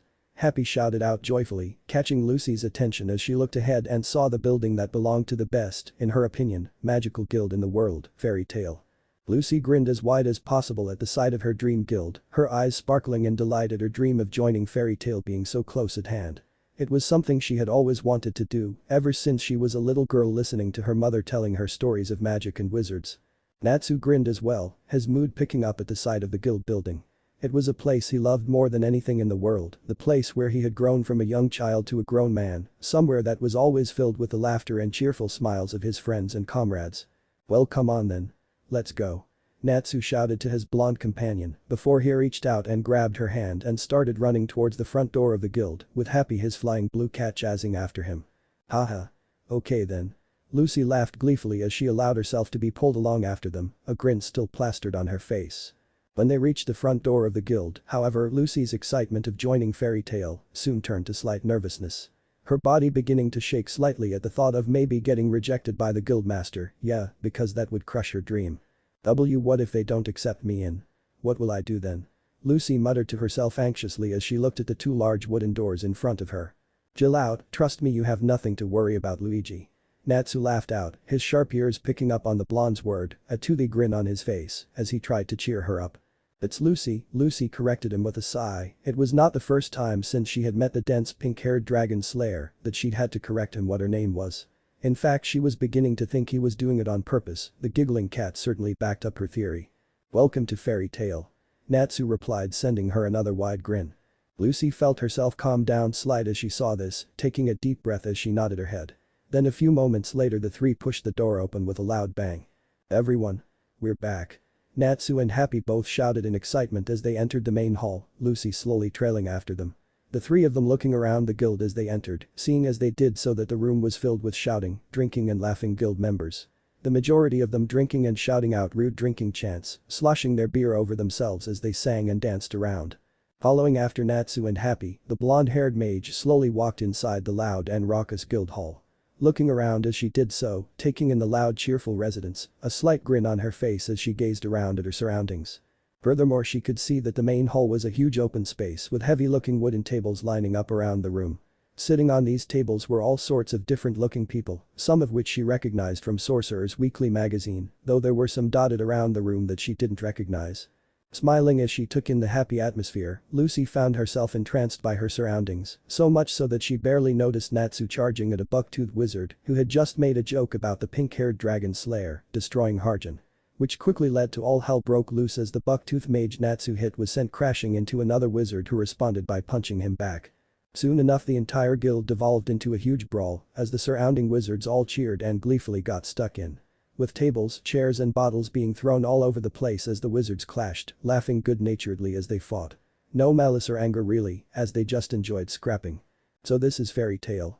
Lucy, the up-and-coming celestial mage said in awe as she gazed around the building. Ha. Everyone bowed down before the might Natsu. Natsu roared out, letting a jet of flame erupt forth from his mouth as he stood victoriously on top of a small pile of dazed wizards. It was this shout that finally got Lucy to snap out of her awe and notice what was happening around her, the fighting and laughing just causing her to look on in wonder and confusion. So Natsu is back, is he? Grey Fullbuster shouted out as he walked into the fray, looking for his fiery rival as he did so, unconsciously stripping off his clothing as he prepared to kick Natsu's arse. That was of course before a sudden punch was delivered to side of his head, sending Grey crashing into one of the tables. Not that kept him down for long as he immediately stood up, giving his attacker, Natsu, a dark glare as he did so. "You're asking for it now, Matchstick." Grey yelled at him before he threw himself at the dragon slayer, tackling him into the another huddle of fighting wizards. Grey growled as he delivered his own punch into Natsu's gut, "Bastard." Ha. Natsu laughed out loudly as he and Grey started slugging it out on the floor, neither of them using their magic as there was no real anger in their fight. "Grey, your clothes," came a random shout from Kana Alberona as she pointed out how Grey had somehow lost his white coat and dark clothes and was now in little more than his boxers. "Ah. What the hell?" Grey yelled out in shock. With Kana sighing in resigned annoyance, more than used to Grey's eccentric quirks, after all it seemed that all-powerful wizards had them. Ha. You're an idiot, icicle cock. Natsu laughed out mockingly. "Shut up, charcoal breath." Grey yelled back in irritation. "Damn. You are all idiots." Kana muttered. "This is why I don't date anyone from the guild, because you're all undignified idiots. I really hate that." Kana continued before she hefted up the large barrel of alcohol by her feet and began to chug it down. Lucy gawked as all this was going down, the entire guild rapidly devolving into a battle royal. Twisting around she could only watch in horror as the place was being torn apart and wrecked, with tables and chairs either being thrown or breaking due to attacks or bodies crashing into them. With rivers of alcohol flowing together and creating small lakes of beer on the ground. Not that the fighting mages cared as they continued rolling around in them. "Oh my. It sure has been a while since the guild was so rowdy." Marahin commented, bringing a hand up to her mouth in amusement, not quite covering the warm smile that was on her face as she fondly looked around the guild. "With her pee," said Mira, then turned to the unfamiliar busty blonde who was staring around the guild hall, an expression of both shock and happiness spread across her face. "And who are you?" Mira asked nicely, getting Lucy's full attention as she did so. "Why, you're Marahin. Oh, it's really you, like in the flesh you're like one of the most beautiful women in Fiore," Lucy stuttered out in shock and amazement, almost fangirling out at seeing the beautiful and famous Marahin in person. With her having admired Mira in her Sorcerer's Weekly magazine, gleefully poring over every article the S-class mage turned model was in. The loud crash soon distracted Lucy from her awe though, as she then turned back to the destruction the members of the guild were doing to the guild building, pointing towards it as she did so. "So, why is everyone fighting? I mean, is this kind of thing normal?" Marahin simply giggled at the blonde's question. "There is no need to worry. This kind of thing happens all the time, more so in the last few months, it is all just a bit of fun really. It only ever gets really serious when the master gets drunk." Lucy blinked at Marahin's answer before she looked back at the ongoing chaos and her eyes widened. She couldn't believe it, but they actually were enjoying themselves. All of them were smiling and laughing while being punched, kicked or thrown around the room by each other, crashing into the furniture and floor. She didn't know how fighting like this could make them this happy. Lucy looked back at Marahin, just in time to see her dodge an oncoming bottle. The kind smile never leaving her face as she shifted again and dodged a thrown chair this time. "So Lucy, what have you come to Fairy Tail for, if I can ask?" Marahin asked Lucy, even as she got to work moving around her immediate area, saving what furniture and tankards she could from the ongoing destruction. Oh well, I came here with Natsu, and well, I was wondering if I could join Fairy Tail." Lucy replied, feeling her heart skip a beat as she said that out loud. What if she got rejected? Would she be able to handle it? Would that be the end of her dreams? Of course. Anyone is welcome to join Fairy Tail, as long as they are able to use magic and have the desire for adventure, Murahan told her promptly, gently redirecting her brother's body so he crashed into the floor and not her as he was thrown bodily at her by the combined team of Natsu and Gray. Eh? Really? Lucy looked surprised at this. I don't have to take a test or anything. Do I have to be interviewed? What about Fairy Tail's guildmaster? I heard Fairy Tail recently got a new one a few months ago. What is he like? Lucy asked, unable to stop herself from bombarding Murahan with questions, making doubly sure that this wasn't all part of some sneak test. Nope. No tests and interviews, that's not the guild's way, never was and never will be, the pretty barmaid replied, shaking her head as she righted an overturned table, before turning back to the Fairy Tail hopeful, a thoughtful look on her face. But yes, about it too. Almost 3 months ago our previous master, Makarov, took a short break to a cane resort for a couple of months relaxation, due to some health issues. In his stead though, he decided to make one of his relatives temporary guild master until he returns. Lucy's face adopted a shocked expression as she had heard that Fairy Tail had a new master, but Sorcerer's Weekly hadn't really published any details, hell they hadn't been able to even get an interview. While Laxus Dreyer, the really powerful S-class wizard, is new guild master. Lucy had heard all about Laxus Dreyer, Makarov's grandson and a famous wizard in his own right, and speculated to be on track for being a member of the Wizard Saints in a few years' time. That and he was also ranked number 9 in Sorcerer's Weekly's most dateable wizards list, a list she made sure to keep an eye on. Oh goodness no, although he wanted the position, Master Makarov refused and gave it to someone else. Laxus was given an opportunity to challenge the current master for the right to lead though, but was beaten quite badly. No one has really seen him much since, he only comes to the guild to pick up high-ranking jobs nowadays. From what I have heard, he is training himself non-stop, probably hoping to one day come back and win the right to be master. Murahan told her, whispering the last bit to her, almost like it was a guilty secret. So no, Laxus isn't the current guild master. The current guild master is actually Naruto Dreyer, and oh well, here he comes now, probably back from another council meeting. Lucy quickly turned around as she heard that, hoping to get her first look of Fairy Tail's new guild master. As she did so, she soon found herself looking at a spiky blonde-haired man walking into the guild. The man looked to be in his early 20s and was probably around 6 feet tall, with tan bronze-colored skin and very blue eyes that seemed to twinkle with barely restrained mirth as he glanced around at the chaos. The new guild master was wearing a pair of black jeans, and over the black jeans he had on worn-looking brown leather boots, a blue button-up shirt with rolled-up sleeves, and the top 2 buttons undone. Over the top of his clothes, he wore a brown leather jacket which had a gray fur-trimmed collar. Whoa, he's kind of hot, Lucy couldn't help but blurt out, having instead expected a powerful and wise-looking old man with a slivery beard and a balding head. What she hadn't expected was to be confronted by a man who looked to be in his early to mid-20s, but was still strong enough to defeat the infamous Laxus Dreyer. It was a surprise, a pleasant one at that.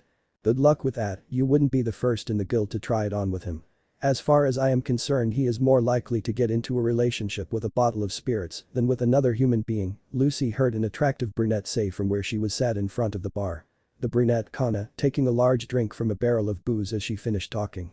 Naruto is our very own local asshole, absolute great shag from what I heard from some of the residents of Magnolia, but completely uninterested in committing anytime soon. She grinned after she finished drinking from the barrel. I would try him out myself if he hadn't already shot down a couple of guild members, telling them he finds inter-guild relationships too messy, no matter what they may be. Lucy blinked as she heard that, an incredulous expression on her face as she looked from the bikini-clad girl to Fairy Tail's guildmaster, before she could say anything else, though she was distracted by Natsu's sudden loud bellow. "Naruto. Fight me."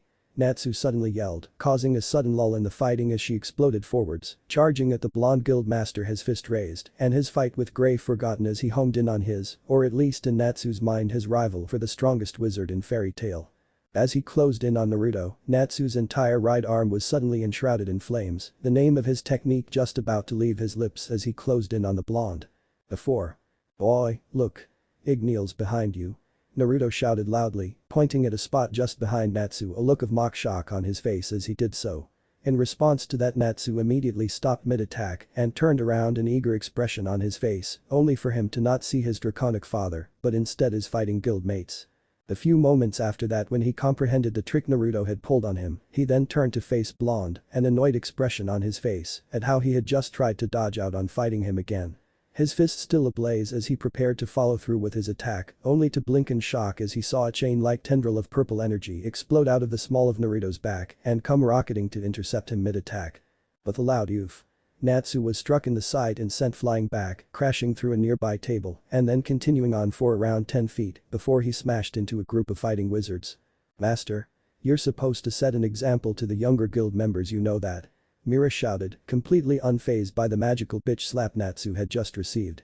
After all, it had become somewhat of a common greeting ritual between the lackadaisical guild master and the overenthusiastic dragon slayer. "Oh, come on, you know I can't resist, not when he comes at me like that," Naruto responded cheerfully, his eyes crinkling at the side as he gave Mira a quick grin. Aware as he did that the rest of the guild had by now all stopped fighting and had instead gathered round, all of them looking forward to watching Mira try and lecture Naruto again. "I could always give him a lightning Rasengan enema, I mean, what is a little disintegration between friends, eh Mira?" Lucy went bug-eyed as she heard that comment and as she saw the lightning Rasengan spell the guild master had both just named and created in his hand. A glowing, swirling, pure white ball of crackling, electrical magical power. Lucy could barely look at it without squinting, it was like he was holding a miniature sun in his hand. Fortunately though, as quickly as it appeared it disappeared, leaving Lucy blinking spots out of her eyes and the guild in momentary silence as they took in the technique. One they had seen in action before, after all he had used it in his fight a couple of months ago against Urza. "Would you stop showing off that stupid ball thing?" Mira scolded, already used to the blonde showing off in front of newbies with his Rasengan. It seemed that as mature as Naruto sometimes acted, he still had his moments of slight childishness. Even if they were few and far between though, Mira liked those moments, they made the master seem a bit more human and less like an old man in a young man's body. "Oh, you know you love it, Mira." Naruto responded with a grin, seeing through her mock scolding with ease, before continuing. "Besides, I have to keep Natsu, that nut job, in check somehow. How better to do it than slap him down every now and then?" "Master?" Mira shouted in a resigned voice, having obviously gotten used to the blonde's occasional bout of mischief. "Cheater. You tricked me. That's not fair." Natsu suddenly shouted, interrupting Mira and Naruto's conversation, much to the disappointment of some of the now gathered spectators. Natsu though was oblivious to all this though as he instead glared challengingly at Naruto. Not that Naruto noticed as by then he had pulled out his hip flask from his pocket and had taken a quick drink of whiskey, a quick grin on his face as heard Natsu's complaining. "Yeah. Well, life isn't fair, Natsu, sometimes we just have to deal with it," the blonde then said lazily, waving the dragon slayer away, knowing as he did so that it would only annoy Natsu more. A few moments later though Naruto's grin faded, a suddenly serious look passing across his face. His blue eyes flashing dangerously as he looked around the guild, his expression getting the attention of everyone present as he scanned the surrounding members of the guild. "I think that's the first time I've seen him with a serious look on his face," Elfman spoke up, a slightly worried expression on his face, somewhat scared that the blonde was about to scold them all, just like old man Makarov used to do, that or maybe he was going to put his Rasengan to use once more.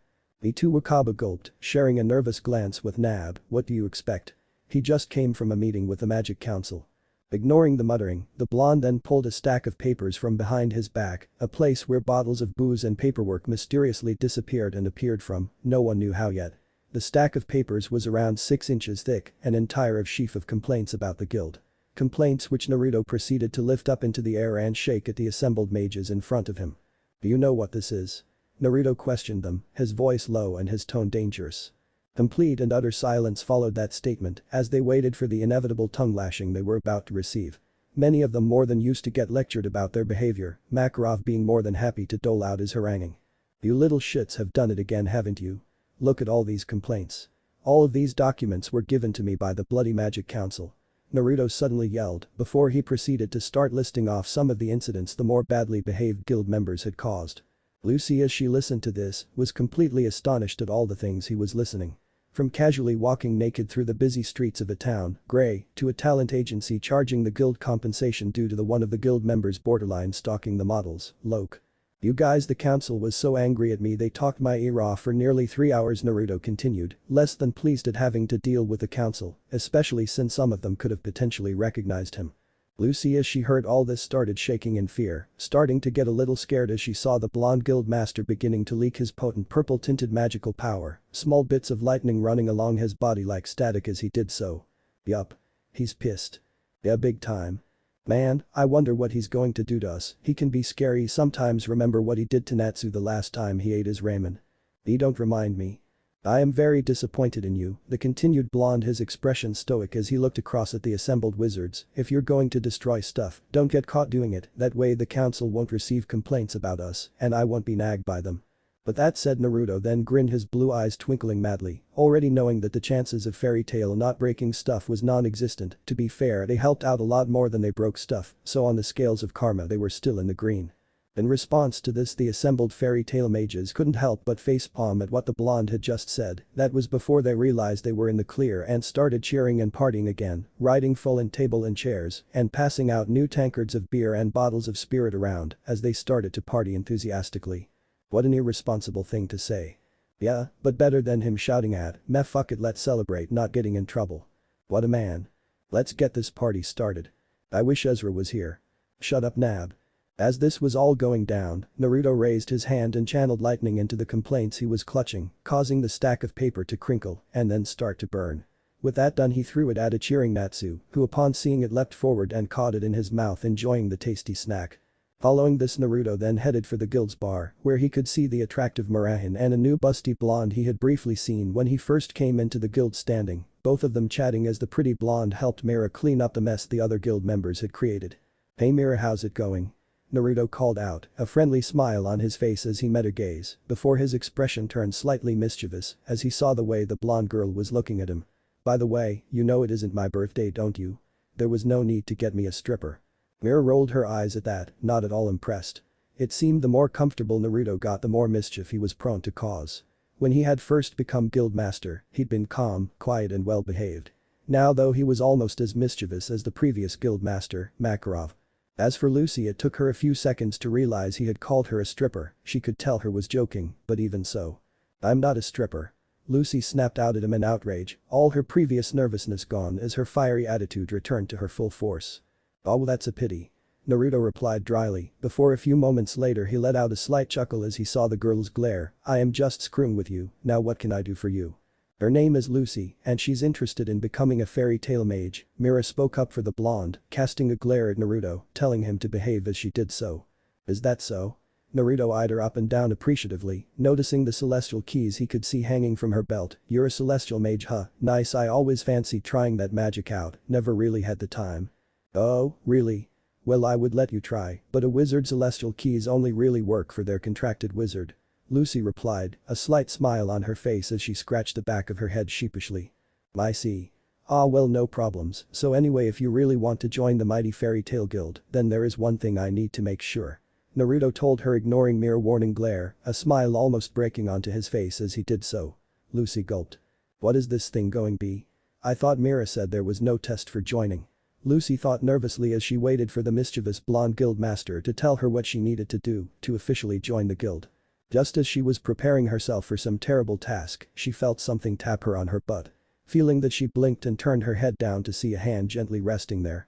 However, it wasn't just anyone's hand, it was Fairy Tail Guild's master's hand.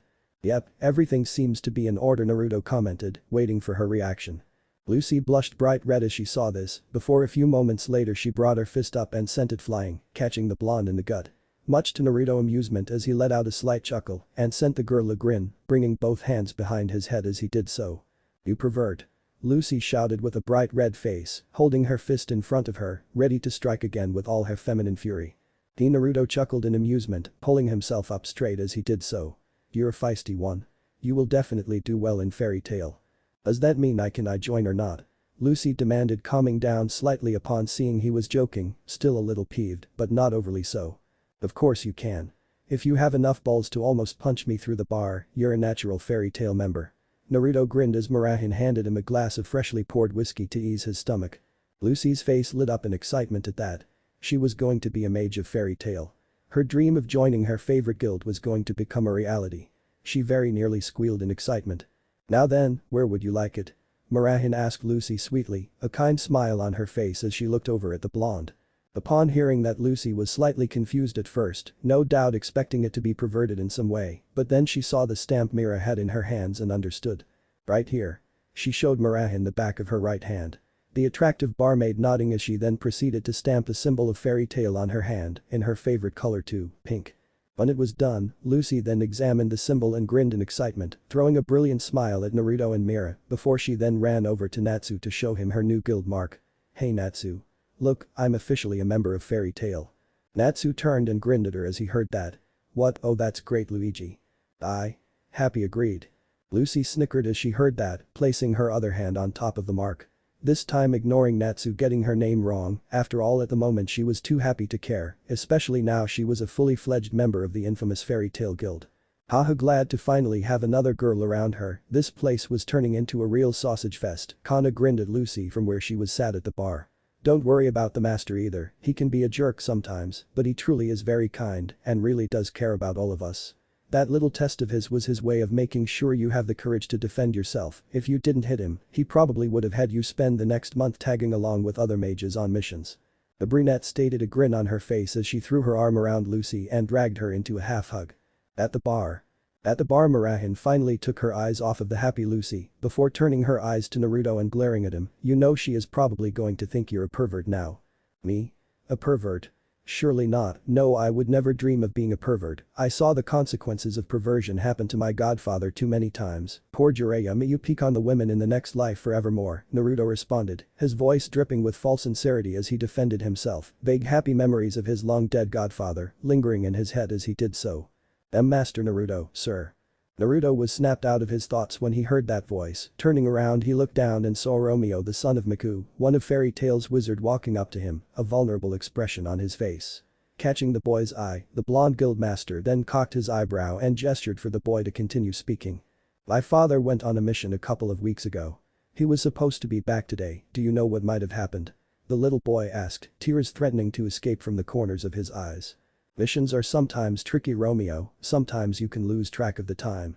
Naruto replied to the kid. When seeing his words weren't comforting, Naruto sighed before continuing. Tell you what, kid, if your dad isn't back by tomorrow I will send a couple of wizards to look for him. He's probably just running a little late, but I suppose it's better to be safe than sorry. Will that do you, kid? Romeo merely smiled at Naruto, somewhat comforted by his words, before turning round and running off to find Wakaba, his father's closest friend who he was currently staying with, to tell him the news. Letting out a sigh once the kid was far enough away, Naruto started rubbing his forehead with his hand. He wasn't cut out for leading the guild, he knew that. Thinking back on it, he was glad he never did become Hokage, the stress of it would have probably driven him to an early grave. No, after he had arrived in Fiori, battered and bruised after his fight against Pain, Naruto had come to a realization. He was at his most happy out there in the world, in the middle of the action, not stuck behind a desk dealing with paperwork. Fortunately though, this gig was only temporary and soon enough he would be a free agent again. It had been almost 3 months since he had taken over the position and he was feeling the urge for an adventure. In fact, he may take a little mission very soon just to tide himself over for the time being. Hopefully though, Maki would be back sometime in the next few weeks and he could stop being guildmaster and maybe take an S-class mission or something interesting just to get the blood pumping. Chapter 6. In the Fairy Tale Guild Hall. Mira, why is Natsu's food on fire? Lucy Hertfilia, Fairy Tail's newest member, spoke up, a surprised expression on her face as she pointed quite deliberately at the flaming plate of food the guild's barmaid, Marahin, was about to serve Fairy Tail's resident dragon slayer, Natsu Dragneel. Oh, this is just Natsu's breakfast.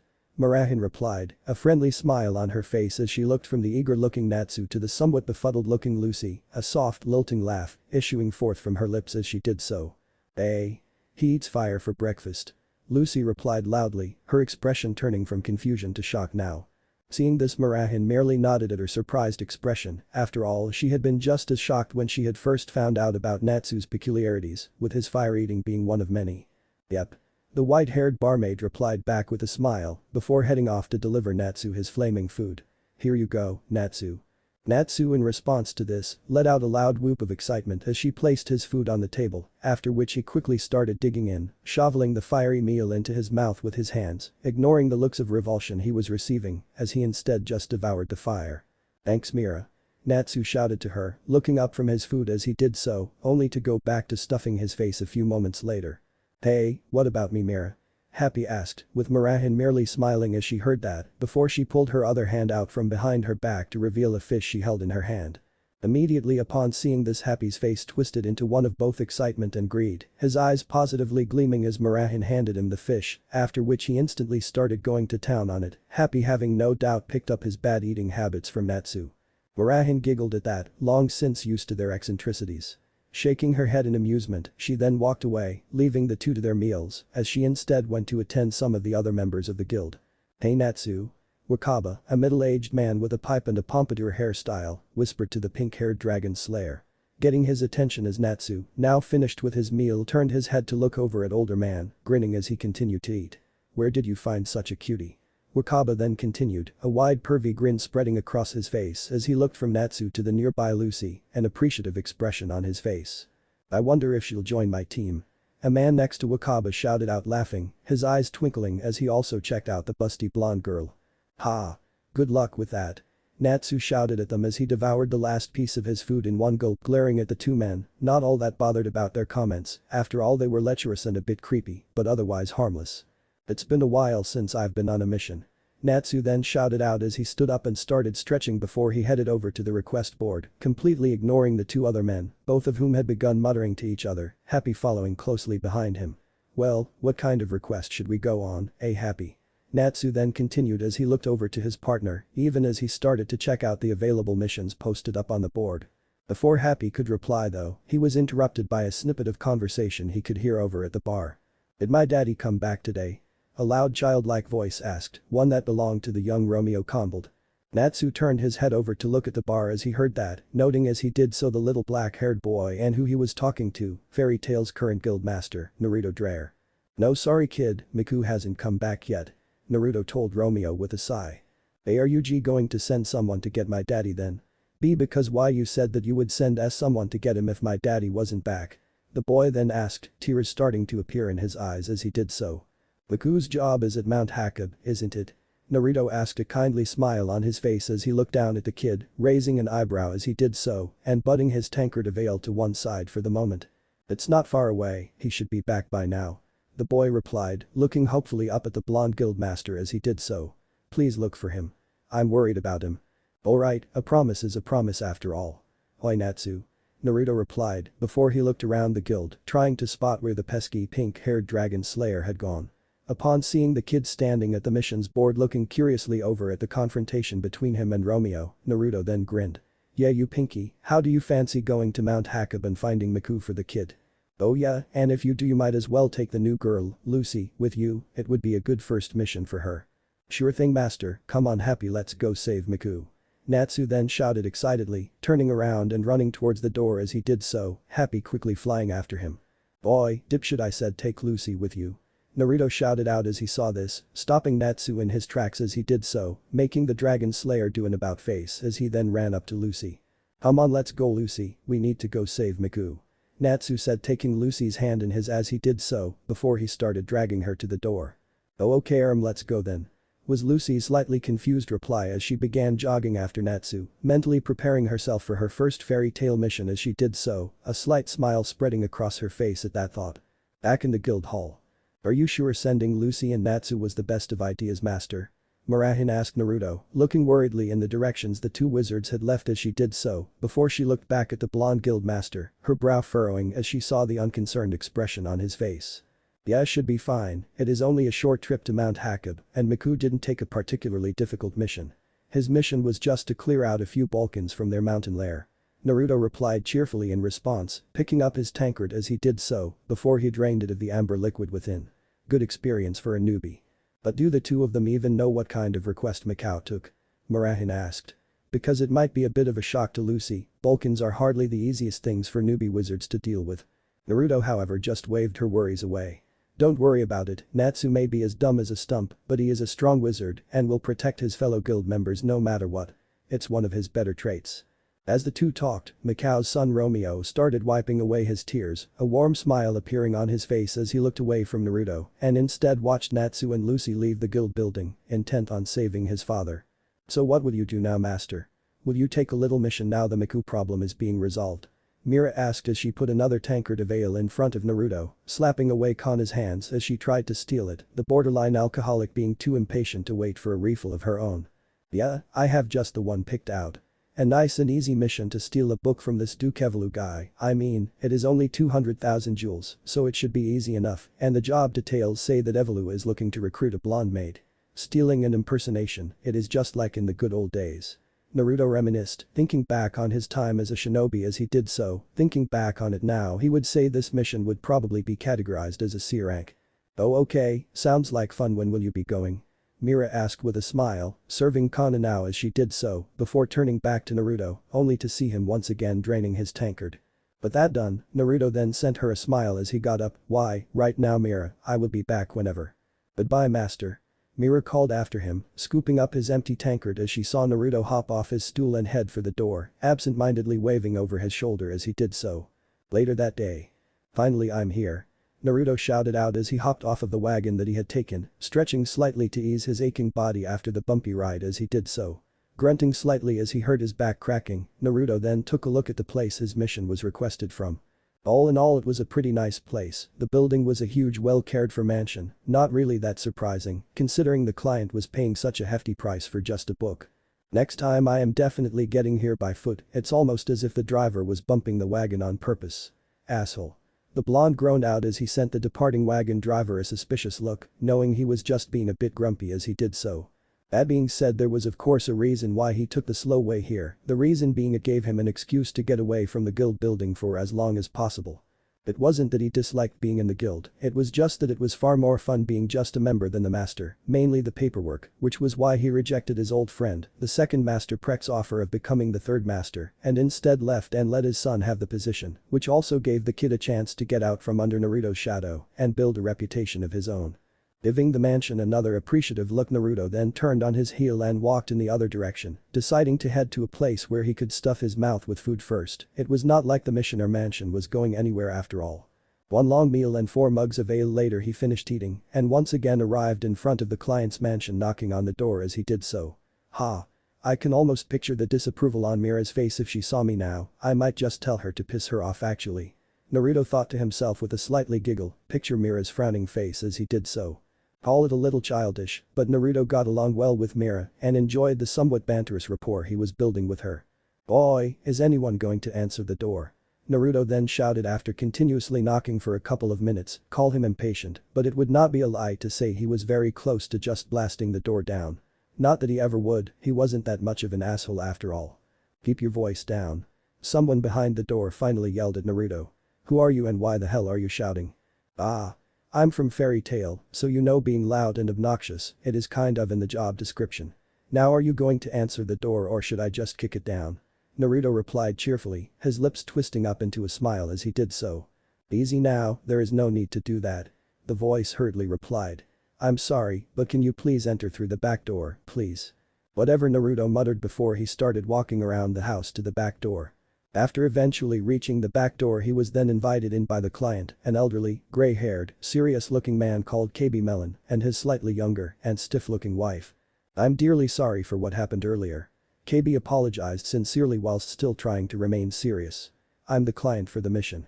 My name is KB Melon, and this here is my wife Miranda Melon. Don't worry about it old man, I don't hold grudges, they're far too troublesome. Naruto laughed, taking his client's hand and shaking it firmly as he did so, enjoying breaking KB's serious facade. Turning Miranda Melon, Naruto then slapped a charming smile on his face as he gently took her hand and brushed his lips against it. As for you Mrs. Melon, can I just say it is delightful to meet you, in fact I think meeting you has just made my day. Oh my, how forward. Miranda responded lightly, somewhat flustered by the blonde wizard's actions, not that she was complaining. Haha, easy now, she is married you know.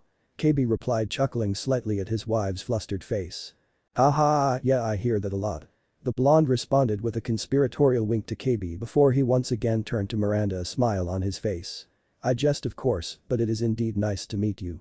Oh, it's nice to meet you too, I'm sorry about before, but you just caught me off guard. Miranda apologized, her cheeks still slightly pink. Ah, that's good though, after all what is life without a few surprises. Though I must say I would have never guessed that mages from the renowned Fairy Tail would actually accept my request. KB spoke up, deciding to stop acting serious as he gestured for the blonde wizard to come in. Really? I'm actually surprised that the job was still available actually. Naruto responded honestly, he only got it because he was the master and had first dibs, after all he knew for a fact that several other Fairy Tail members had been interested in the job before he had taken it down from the board. Mind if I ask your name? KB asked him. Aha, sorry about that, can't believe I forgot to introduce myself. Right, so my name is Naruto. Naruto grinned, giving a wave of his hand as he did so. Well, it is nice to meet you Naruto. KB replied with a friendly smile before trying to appear serious again. Now then you might as well come through to the sitting room so we can talk about the work. Alright. Naruto replied, grinning in anticipation of the upcoming mission. I only ask of you one thing, to go and incinerate a book called Daybreak from Duke Everlu's mansion in Shiratsum town. That is all.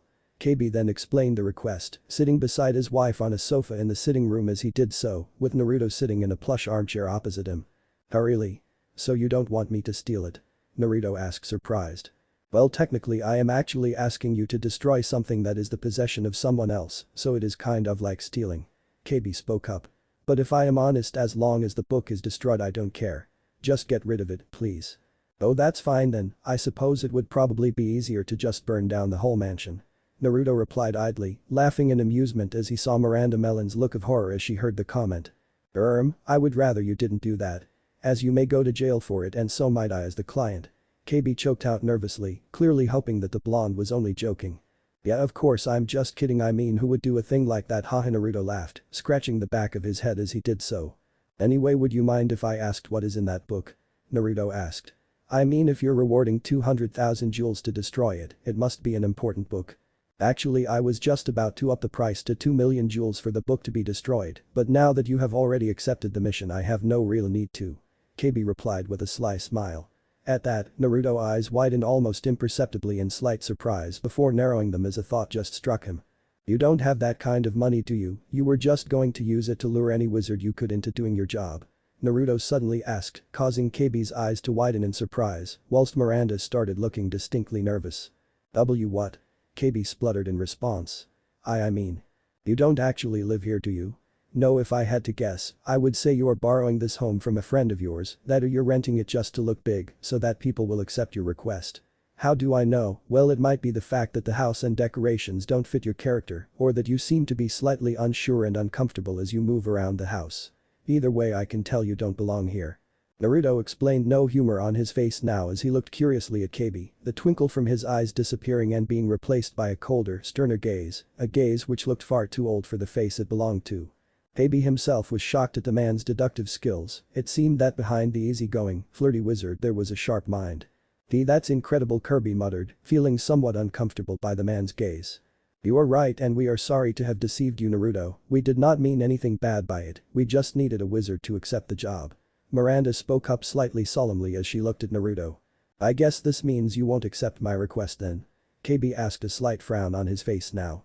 Nah, it is fine, of course I'll still do it. Naruto responded, suddenly smiling again, his gaze once again lightening and turning cheerful. What really? Miranda Melon asked, looking at him in surprise as he smiled. Sure, we won't get paid, but it sounds like a fun job and I am feeling nice. Naruto replied, nodding his head as he did so. Thank you so much, KB gasped out, shaking slightly as he reached out and grasped Naruto's hand thankfully. His wife Miranda gently placing a hand on his shoulder as he did so. Well, I might as well go then. The blonde spoke up, giving a nod to KB and a wink to his wife. Bye and thank you so much. KB called out to him as he watched the blonde get up and leave, standing and escorting the wizard to the door as he did so. He is a good person, even though we lied, he still wanted to help, we got lucky with him. Miranda said as she smiled a few minutes later, looking at the now closed door, before she looked over to her husband. Yes, he is. Sometime later in Shiratsum town. This mansion is just as nice as the last one. What am I doing wrong in my life? Why can't I live in a place like that? Naruto asked himself as he stood on the branch of a tree just outside the mansion. Now how to get in? Should I be subtle and sneaky like a ninja, or should I be loud and excessively destructive like a wizard? Choices. As the blonde guild master idly surveyed the stately mansion of Duke Everlu, he couldn't help but sigh internally. If he still had chakra, then he could have used the transparency jutsu and entered unseen. Unfortunately though, he no longer had access to proper chakra, just the mutated chakra magic hybrid energy that was now in his chakra channels. It had been a gradual thing. When he had first arrived in this world a very long time ago at the tender age of 16, he had his powerful chakra and partial access to Kyuubi chakra, and for a year or so, all had been well. However, unfortunately, by the time he realized the effect this world was having on him, it was too late. Suffice to say, and turns out that just like the wizards here on Earthland, when he found himself thrust into this world, his body started to naturally absorb the ether nano or particles of magic in the air into his body, which for wizards would recharge their magic supplies. However, after he had absorbed the ether nano, it had corrupted the chakra in his body, mutating it into a hybrid of both magic and chakra. Which is a way was good in that it made the energy in his body more potent than before, but bad in that the chakra magic that now flowed through his body was now too dense for him to do proper jutsus, so all his old techniques that required hand seals were now inaccessible to him. Another bad side effect of the change in his body is that the energy supercharged his latent Uzumaki traits, such as his healing, stamina and reserves. And although the power boost was pretty badass, the unfortunate part was that his healing had been increased to the point at which he no longer aged. From what he could figure out, the new powerful energy in his body mutated his healing factor that was already boosted thanks to the Kyuubi into something else, which meant the cells in his body, when they split were now identical, which meant they no longer aged or changed, which meant that he no longer aged or changed either, which was cool in the fact that he was now an eternal stud and shit due to the fact he would outlive everyone he would ever love. This of course also meant that the Kyuubi was gone now, with the tailed beast having been a ball of condensed chakra, which was just as susceptible to the corruption of Ether Nano. Unfortunately for the beast however, it didn't survive the corruption like Naruto had. Still it wasn't all bad though, as he eventually got over the loss of Kurama after about 20 years on Earthland and found a way to work around his inability to use jutsu. He instead recreated some of the shinobi techniques, except using his now enhanced magic energy, which made him pretty badass if he did say so himself. Such as manipulating his energy and manipulating it into chains and the like, or anything he liked really.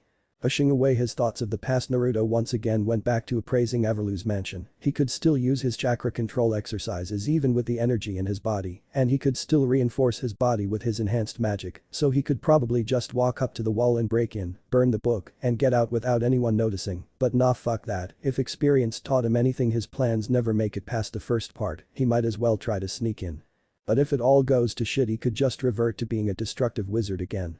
Nodding to himself, Naruto leapt from the tree branch he was on towards Everlu's mansion. As he did so, he channeled his lightning magic, and with a barely audible crack of lightning, he flashed away and made it to the mansion.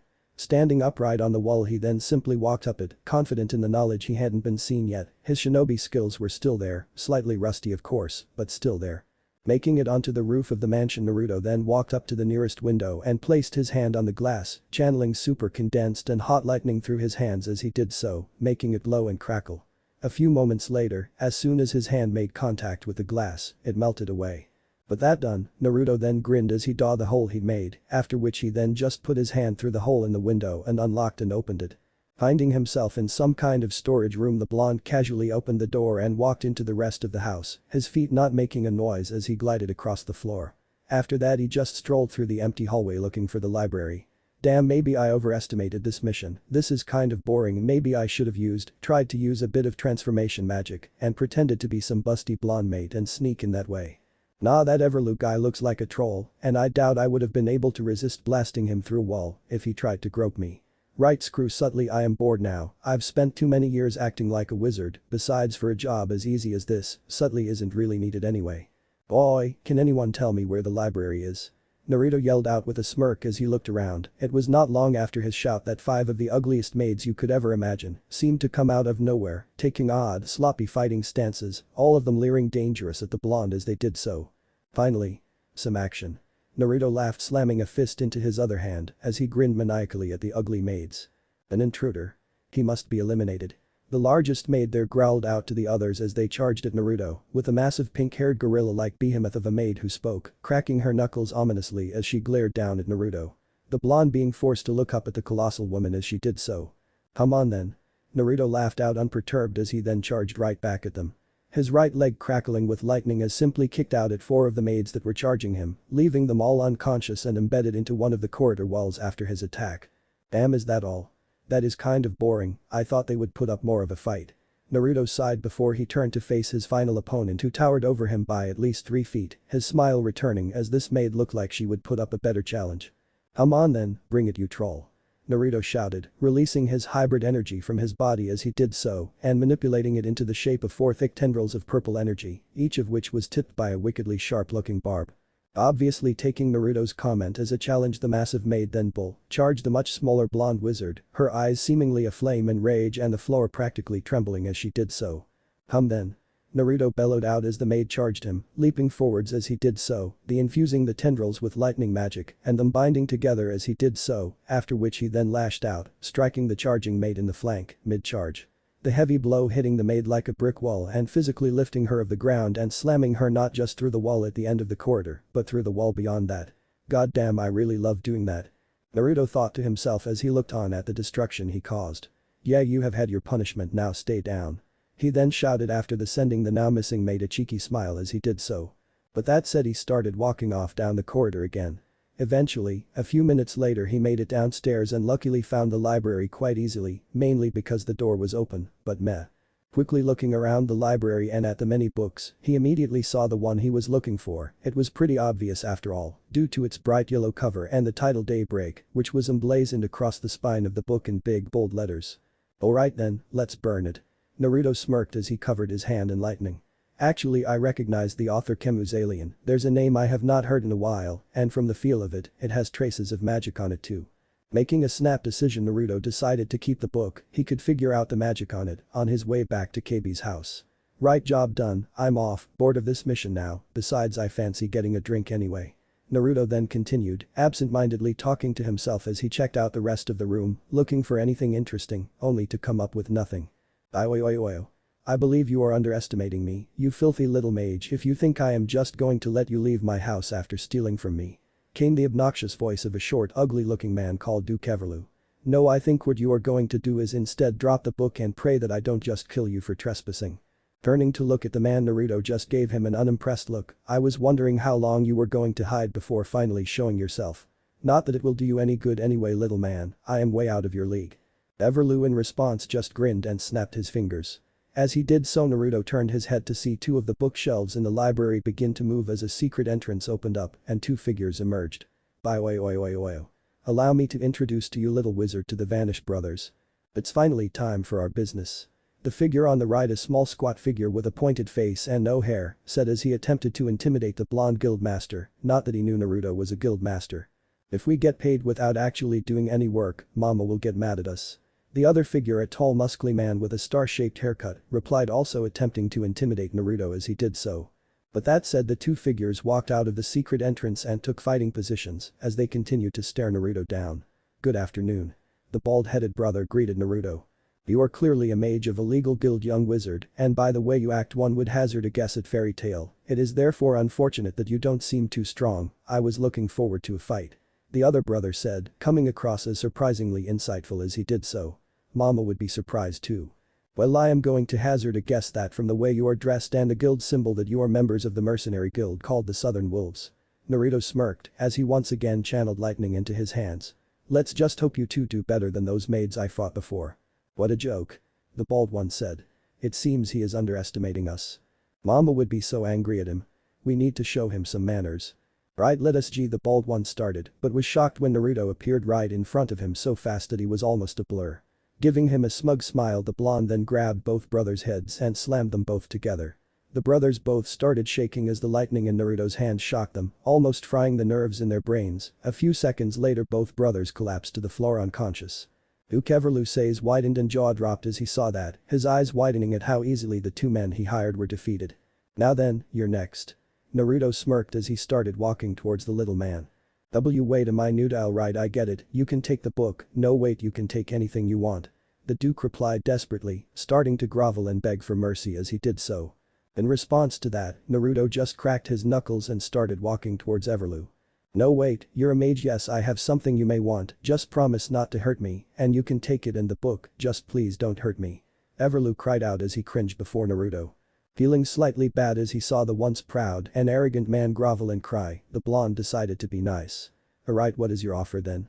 I have in my possession a gold celestial spirit key, it is yours along with the book if you just leave now. Tell you what, I will even show you how to use it, just please go. Everlu shouted out, still quivering slightly in fear as he looked at both Naruto and the two unconscious mercenaries behind the blonde. A little while later. Hey KB, Miranda, I am back. Naruto called out as he opened the door to the mansion. KB, upon hearing that, looked up towards the door and saw the blonde, leather jacket wearing wizard stood lazily in the doorway, his eyes widening as he saw he was back so soon. Did you? KB asked hopefully, taking his wife's hand as he looked to the blonde for an answer. Well, not exactly, Naruto said as he pulled the book Daybreak from seemingly out of nowhere.